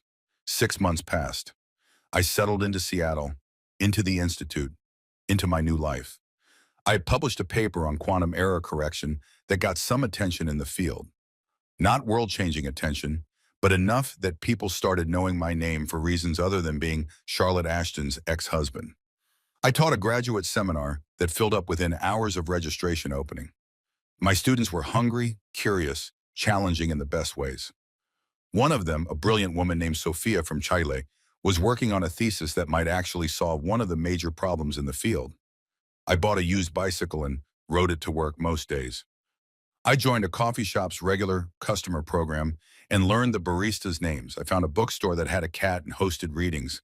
I went to concerts at small venues. I hiked in the mountains on weekends. I dated someone briefly, a software engineer named Michael I met at a tech meetup, but it didn't go anywhere. Not because of anything wrong with him, just because I wasn't ready. I was still learning how to be David Chen, single person, after so many years of being David Chen, Charlotte's husband. That was okay. There was no timeline I needed to follow, no family expectations to meet, no one judging whether I was moving on appropriately or fast enough or successfully enough. I talked to Rebecca occasionally, brief check-ins. She was proud of what I was building, said I was her favorite success story. I talked to Marcus more than I expected to. He'd quit the family business, enrolled in law school, was trying to figure out who he was when he wasn't in Ashton first. We were friends now, real friends. The kind who sent each other stupid memes and had actual conversations about actual things. I didn't talk to Charlotte. I didn't follow her on social media. Didn't ask Marcus about her. Didn't Google her name to see what she was doing. I let her become part of my past instead of a presence in my present. And then, 6 months after I moved to Seattle, my phone rang at 11 p.m. on a Tuesday. Unknown number, New York area code. I almost didn't answer, but something made me pick up. Hello? David? The voice was female. Familiar. Not Charlotte. It's Victoria. I sat up in bed. How did you get this number? That's not important. I need to talk to you. We have nothing to talk about. Are you, please, just 5 minutes. I'm asking, I'm not demanding. I'm asking. There was something in her voice, something I'd never heard before. Uncertainty, maybe even fear. What's wrong? I asked. It's Robert. There's been an investigation. The IRS, the SEC, they're looking at the company's financial records. They're asking questions about property valuations and offshore accounts and subsidiary companies. They're talking about fraud, about criminal charges. My stomach dropped. I know you didn't. That's not why I'm calling. The lawyer said the investigation started from an anonymous tip. Someone who worked in commercial real estate and noticed irregularities. Not you. But David, they're going through everything, and they're finding all the things you must have found, all the things you could have reported but didn't. Why are you calling me? Because I need to know. Her voice broke slightly. I need to know if you have evidence, if you kept records, if you're going to give them to the investigators. I destroyed the records, I said, months ago. I'm not part of this. You swear? I swear I chose to walk away. I chose to let it go. I'm not the one doing this to you. She was quiet for a long moment. Why? Why what? Why did you walk away? You had everything you needed to destroy us. You had the evidence. You had the motivation. You had every right to want revenge. Why didn't you take it? I thought about how to answer that. Because revenge would have kept me tied to you, I said finally. And I wanted to be free more than I wanted to be right. That's, she paused. That's very mature of you. I'm trying something new. David, I need to apologize to you. You don't, I do. What we did to you was cruel. The background check, the planning, the way we ended things, all of it. I told myself we were being practical, that we were protecting the family, that you'd be fine. But that was just me justifying cruelty as strategy. Why are you apologizing now? Because karma is real, she said. And she laughed, but it was bitter. Because I spent 7 years treating you like you were disposable. And now my husband might go to prison, and my family's legacy might end. And I'm realizing that maybe how you treat people matters more than how much money you have or how prestigious your name is. That's a hard lesson. It's a devastating lesson. My whole life I believed that if you had enough money, enough lawyers, enough connections, you were untouchable. Turns out that's not true. Turns out consequences exist even for people like us. I'm sorry you're going through this, I said, and surprisingly I meant it. Are you? Really? I'm not happy about it, but I'm not celebrating either. I'm neutral, which is probably the best I can offer. That's more generous than I deserve. She took a shaky breath. Charlotte asks about you sometimes. Does she? She wonders if you're happy, if you've moved on, if you hate her. Tell her I'm happy. I have moved on, and I don't hate her. I don't hate any of you, and I'm just done. Done, Victoria repeated. That's worse than hate, isn't it? I don't know, maybe, but it's honest. Will you testify, she asked, if they ask you? If the investigators want to know what you saw? I don't know. If I'm subpoenaed, I'll have to tell the truth. But I'm not volunteering anything. I'm not going out of my way to help or hurt you. I'm just living my life. That's fair. She paused. I heard you're doing well, that you have a good that you published something important. How did you hear that? I Googled you. I wanted to see what happened to the man we dismissed as non-threatening and manageable. And, and you're thriving. You're doing exactly what you should have been doing and roll along. You're valued for what you're good at instead of judged for what you lack. I'm glad, truly, you deserve that. Thank you.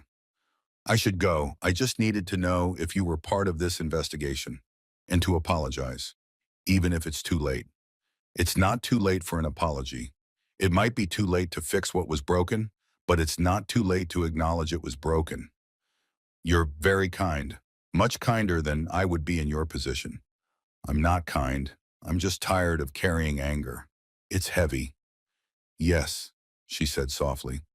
It is.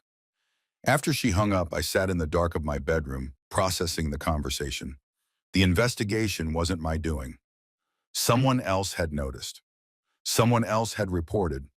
Someone else had decided the Ashtons needed to face consequences. I could have been that someone. I'd chosen not to be. And now consequences were happening anyway.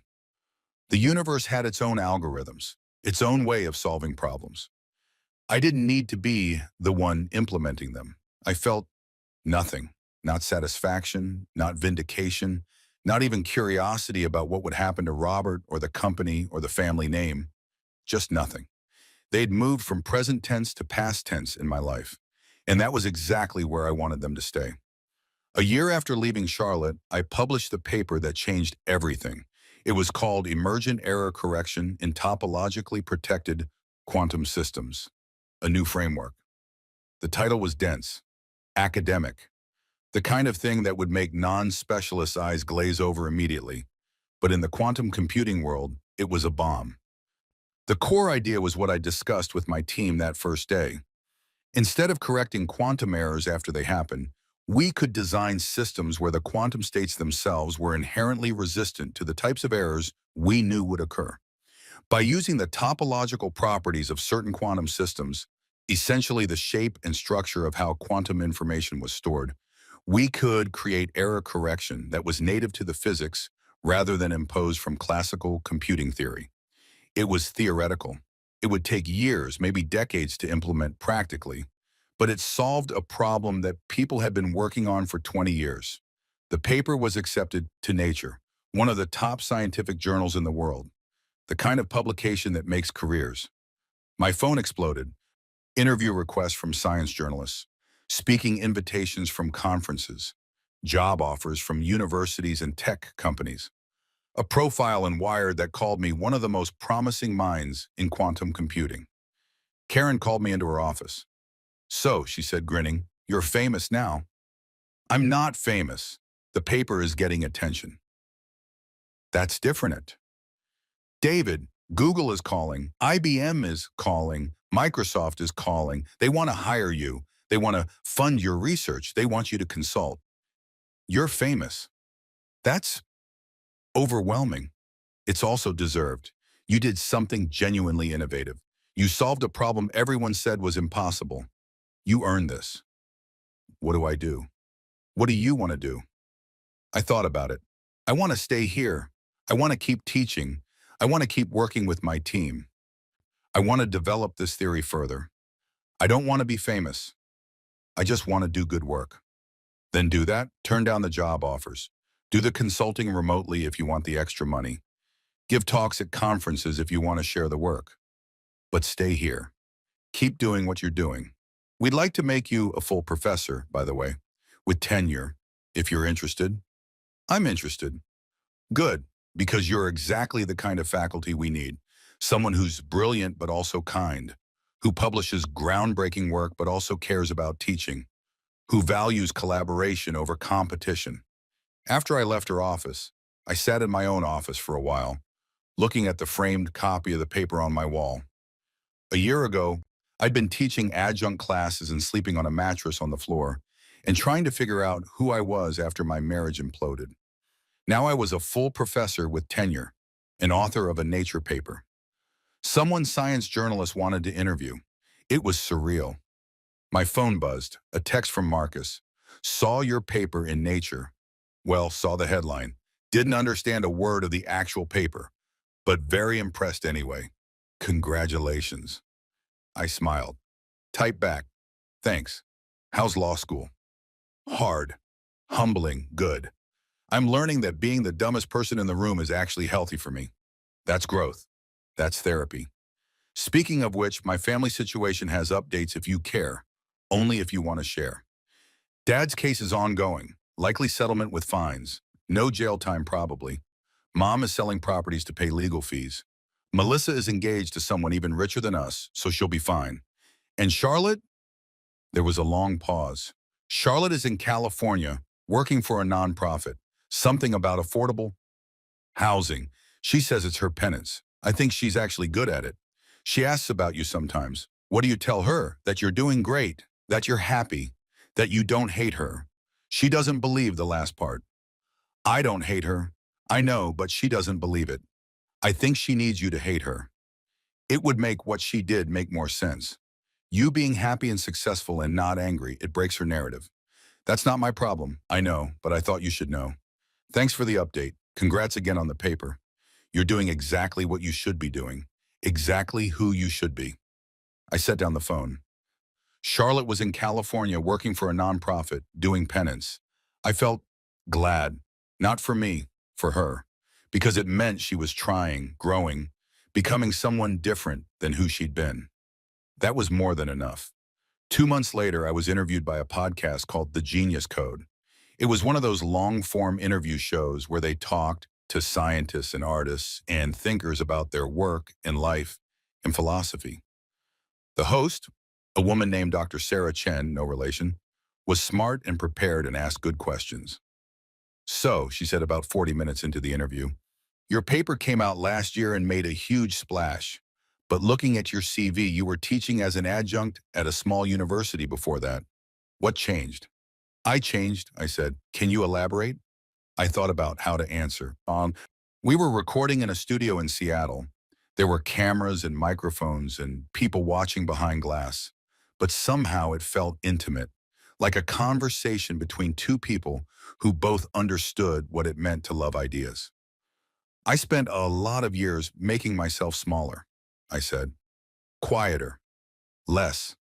I was in a relationship where I felt like I had to apologize for being passionate about my work, where caring too much about mathematics was seen as, I don't know, boring, inappropriate, not valuable. That sounds difficult. It was, but I didn't realize how difficult until I got out, until I moved here and started working with people who valued the same things I valued, who got excited about the same things I got excited about, who didn't make me feel like I needed to translate my passion into something more palatable. Your ex-wife? I paused. How did you know? No. I did my research, Sarah said gently. There were some news stories about your divorce, about the settlement. I wanted to ask about it, but I also don't want to pry. It's okay. It's part of my story. Yes, my ex-wife, her family, they were very wealthy, very prestigious, very focused on appearances and status, and I was not. What were you? A mathematician who loved teaching and research and solving problems, but in their world that wasn't valuable unless it came with money or fame or social capital. So I started hiding it, making it smaller, acting like it was just a cue instead of a calling. And then? And then the marriage ended, badly, publicly, in a way that was designed to make me feel small and disposable. And it worked. For a while, I felt exactly as small and disposable as they intended.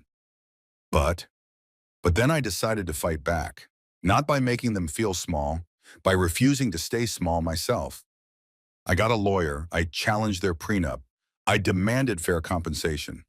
And more importantly, I decided to stop hiding who I was and what I valued. Hence the move to Seattle, the new job, the paper. Exactly.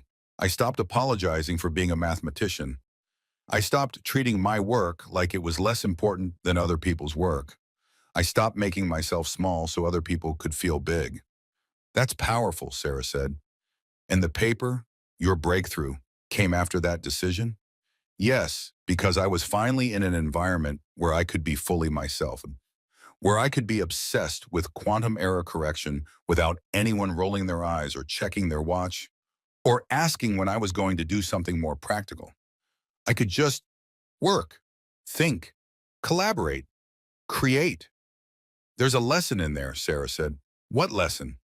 That your best work comes when you stop trying to be acceptable and start trying to be excellent. I thought about that. Yeah, that's exactly it. Can I ask, do you have any regrets about the marriage? About how it ended? I regret the time I spent making myself small. I regret not fighting back sooner. I regret believing people who told me I wasn't valuable when I was exactly as valuable as I needed to be.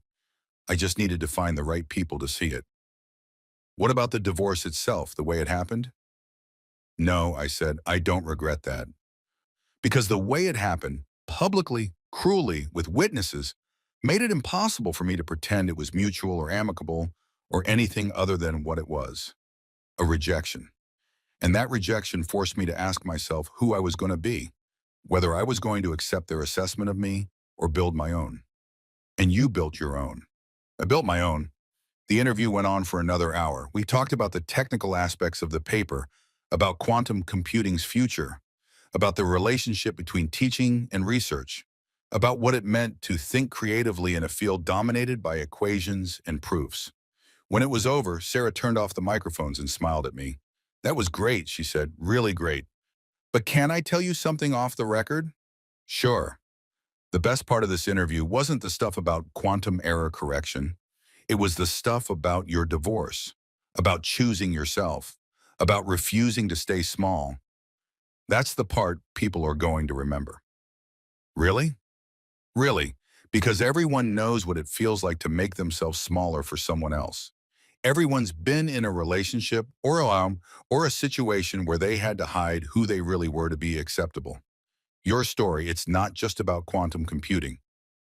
It's about reclaiming yourself. I didn't think of it that way. Maybe you should, she said, because that's a story worth telling. That's a story that matters beyond academic circles. The podcast went live 2 weeks later. It was downloaded 2 million times in the first month. I started getting messages, not from scientists, from regular people, people who'd been in bad marriages, people who'd been made to feel small, people who were trying to figure out how to build their own lives instead of living in the margins of someone else's. One message said, I listened to your interview while packing my things. My husband has been telling me for 10 years that my art doesn't matter, that I should focus on something practical, something real. Listening to you talk about refusing to stay small, it gave me courage. I left today. Thank you. Another said, I'm a chef. My family thinks I should be a doctor. They make jokes about my little cooking hobby. Your story helped me realize I don't need their approval. I'm opening my restaurant anyway. Another, I'm transgender. My family won't use my pronouns. They keep asking when I'm going to stop pretending and go back to being who I was. Your story about being told you weren't valuable and choosing to believe you were anyway. That's what I needed to hear. Thank you. I read every message, replied to as many as I could, and I realized Sarah was right. The quantum error correction paper was important. It would contribute to the field. It would move science forward. But the story of choosing myself, that was what people needed. That was what mattered beyond the equations. 2 years after the divorce, I was back in the city. Not my city anymore. Charlotte City, the city I'd left behind when I moved to Seattle. I was there for a conference, a big one. Quantum computing researchers from around the world. I was giving a keynote address about my work on emergent error correction. The conference was at the Moscone Center, near where Charlotte and I used to live, near Lumiere, the restaurant where it had all ended. I hadn't been back since I left. I'd thought about it sometimes, what it would feel like to return, whether I'd feel anything, whether the city would still hold power over me, or whether time and distance and success had neutralized it. The morning of my keynote, I went for a walk. I found myself, almost unconsciously, walking toward the old apartment.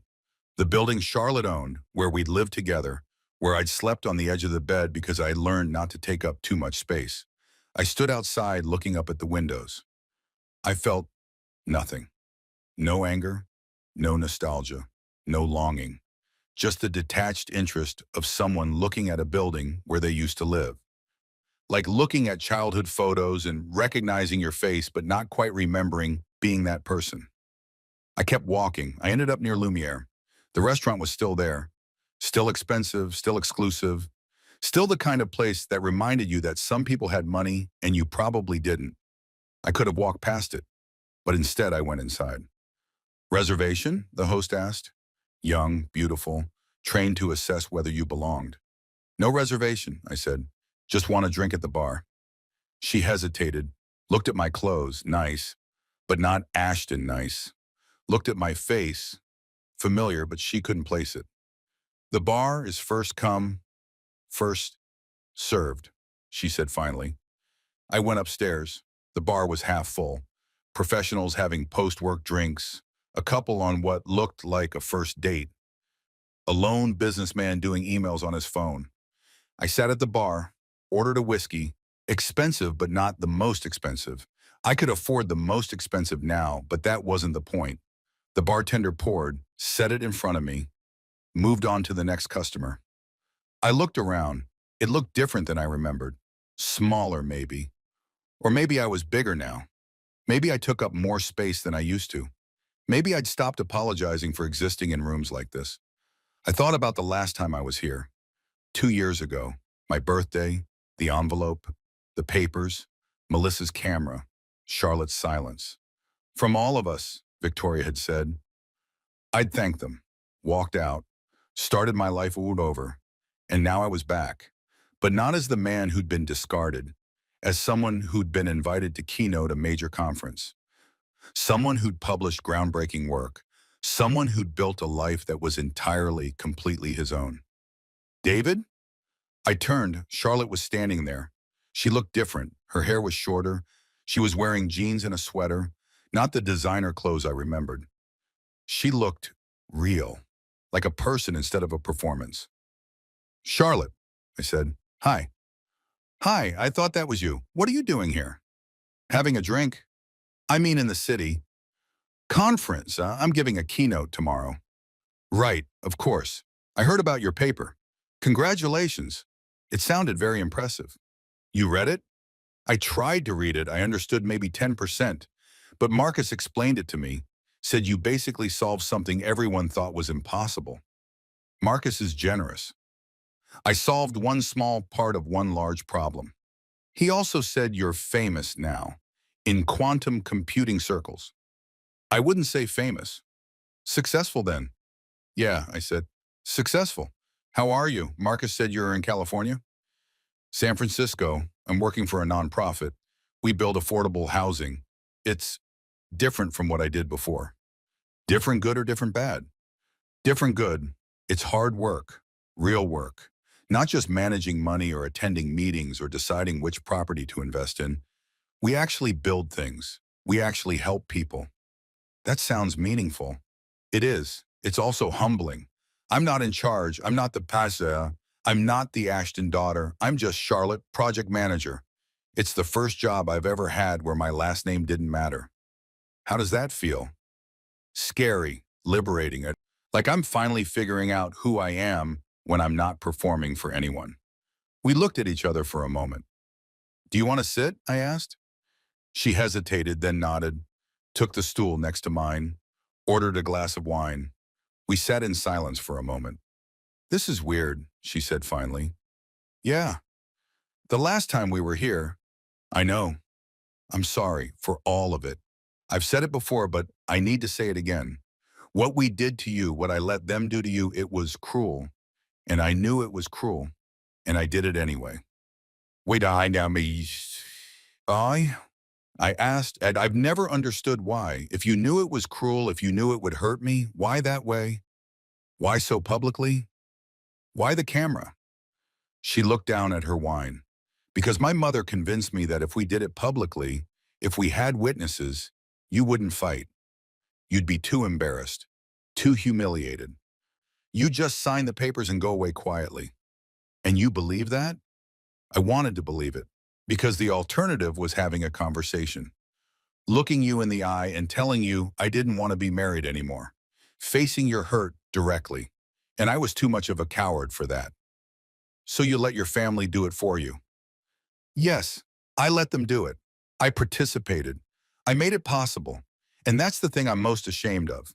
Not that it ended, but how it ended. That I was so weak I couldn't even break up with you myself. That's honest, I said. I'm trying to be honest now. It's part of therapy. Being honest instead of strategic. Saying what I mean instead of what's most convenient. How's that going? Harder than quantum computing, probably. I laughed. Actually laughed. Probably, she smiled. Marcus told me you're happy, that you've moved on, that you don't hate me. I don't hate you. Do you forgive me? I thought about it. Really thought about it. I don't know. I don't think about it that way. Forgiveness implies you did something to me that I need to process and release. But you didn't do something to me. You ended our marriage badly. That hurt. But it also freed me. It forced me to build a life I actually wanted instead of the life I thought I should want. So I accidentally did you a favor? In a way, not on purpose, not with good intentions, but the outcome, yeah, it worked out well for me. I'm glad, she said quietly. I mean it. I'm glad you're happy. I'm glad you're successful. I'm glad you're living the life you should have been living all along. What about you? Are you happy? I'm getting there. I'm learning what happiness looks like when it's not about money or status or my family's approval. It's slower, smaller, less impressive on the outside, but more real. That sounds like growth. It's painful growth. But yeah, we finished our drinks. I should go, Charlotte said. I'm meeting a friend for dinner. But it was good to see you, David. Really good. You too. She stood, hesitated. Can I ask you something? Sure. Do you ever wonder what would have happened if I'd been braver? If I'd stood up to my family? If I'd chosen you? Sometimes, I said honestly, but not as much as you'd think, because the person who would have chosen me, that's not who you were then. Maybe not who you are now, and I can't build a life on what ifs. That's fair. She put money on the bar for her wine. Good luck with your keynote tomorrow. I hope you get a standing ovation. Thank you. She walked away.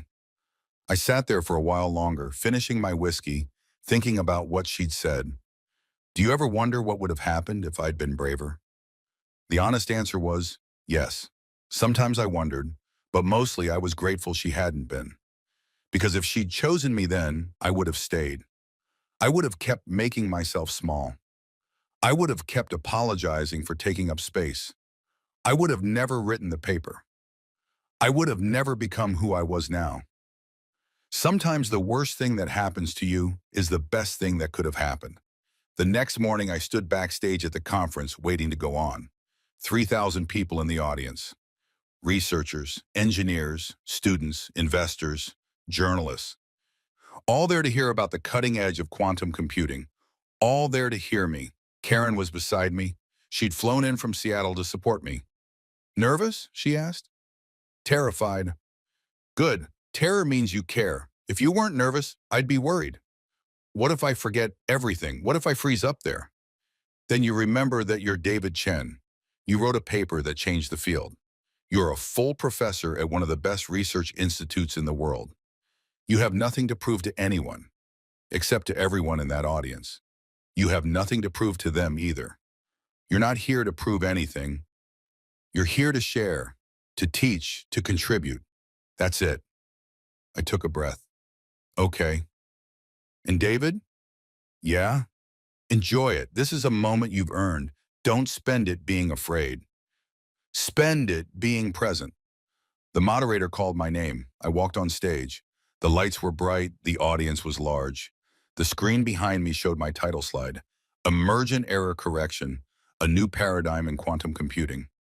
I looked out at the crowd, and I smiled, because 2 years ago, I'd been sitting in a restaurant being filmed while my marriage ended.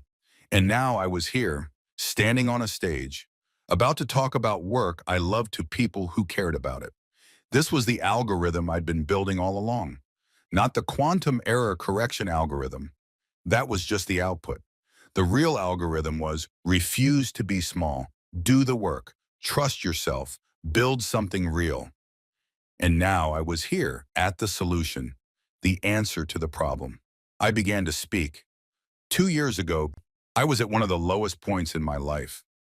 I told them about being an adjunct professor, about feeling like my work didn't matter, about being told that teaching and research weren't valuable unless they came with prestige or money. I told them about the moment I decided to stop accepting that assessment. And then I told them about the paper, about the years of thinking that led to it, about the team that helped develop it, about the moment the solution clicked and I realized we'd found something real.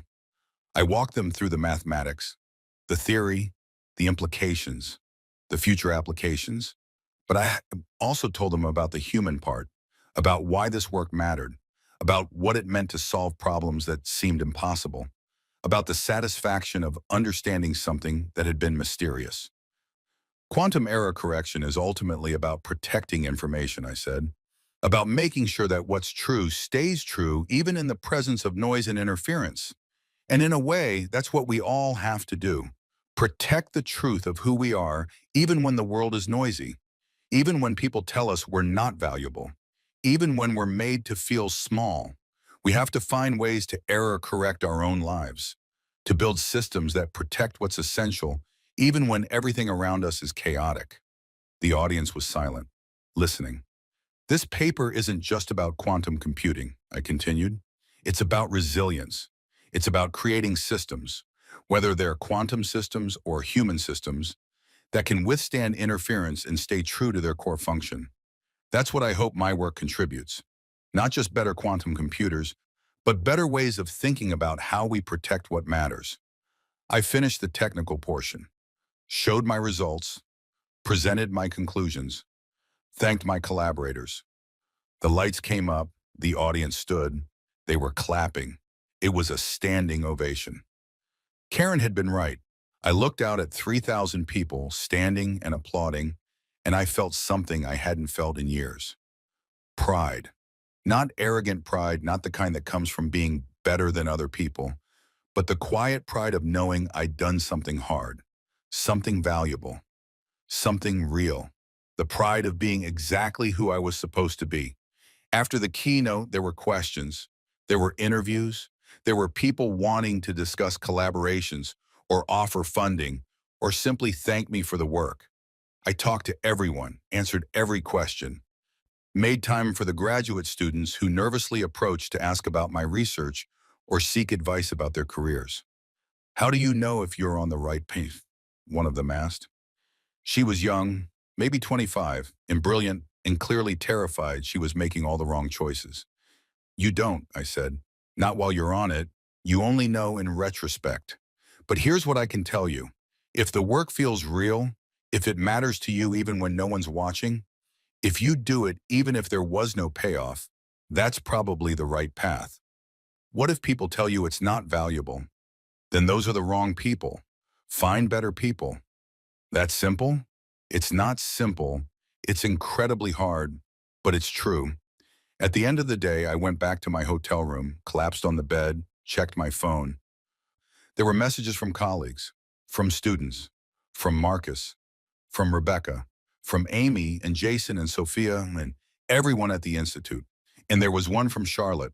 I watched your keynote online. Standing ovation. You deserve it. You were always brilliant.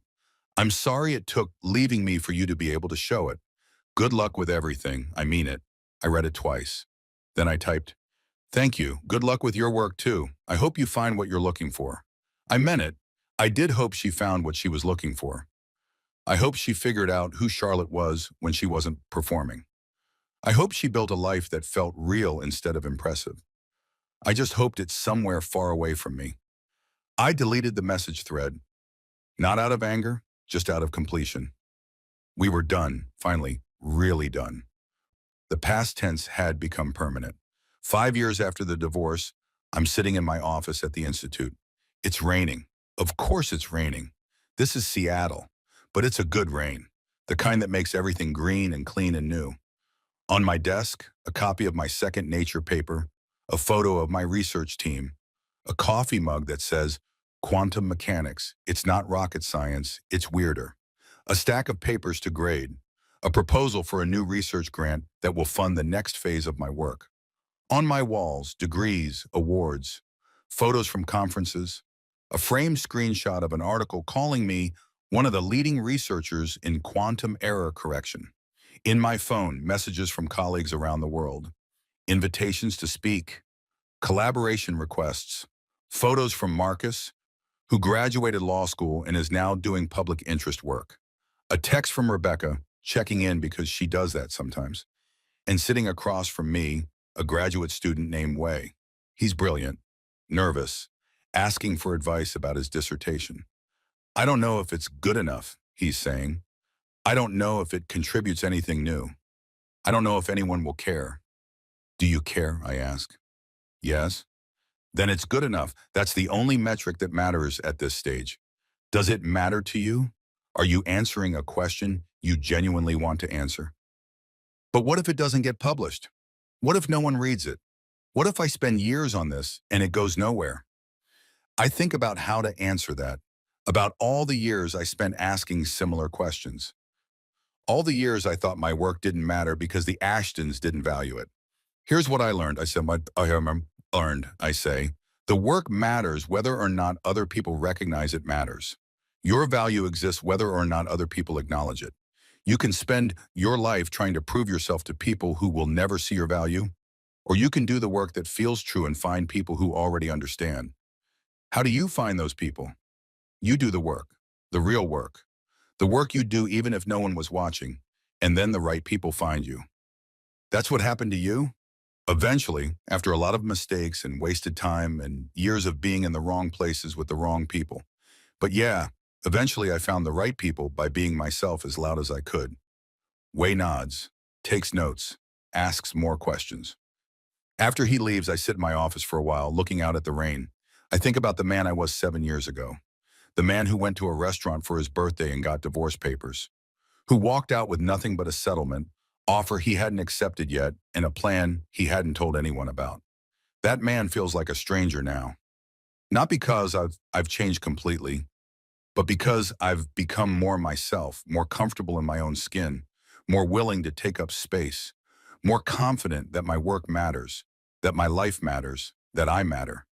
The divorce was the worst thing that happened to me, and it was also the best thing, because it forced me to choose myself, to build a life on my terms, to stop apologizing for who I was and start celebrating it. My phone buzzes, a text from someone I've been seeing. Her name is Priya, not the grad student from years ago, different Priya. She's a climate scientist. Brilliant, funny, someone who gets excited about her work the way I get excited about mine. Someone who never asked me to be smaller or quieter or less. Dinner tonight? There's a new Ethiopian place that's supposed to be amazing. I smile. Type back, sounds perfect. 7 perfect. I pack up my things, turn off my office light, walk out into the Seattle rain. And I think this is it. This is the life I was supposed to have all along. Not the one the Ashtons planned for me. Not the one I thought I should want. But the one I built myself, piece by piece, choice by choice, refusal by refusal. The algorithm worked. The solution was real. And I was finally, completely, irreversibly free. If you've ever been made to feel small by a partner, by a family, by a system that didn't value what you valued, I want you to know this. You are not non-threatening and manageable. You are not disposable. You are not temporary. You are exactly as valuable as you believe you are. And the people who can't see that, they're not your people. Find better people. Build a better life. Become who you're supposed to be, even if it means walking away from everyone who told you that person wasn't enough. Because you are enough. You always were. You just needed the right algorithm to prove it.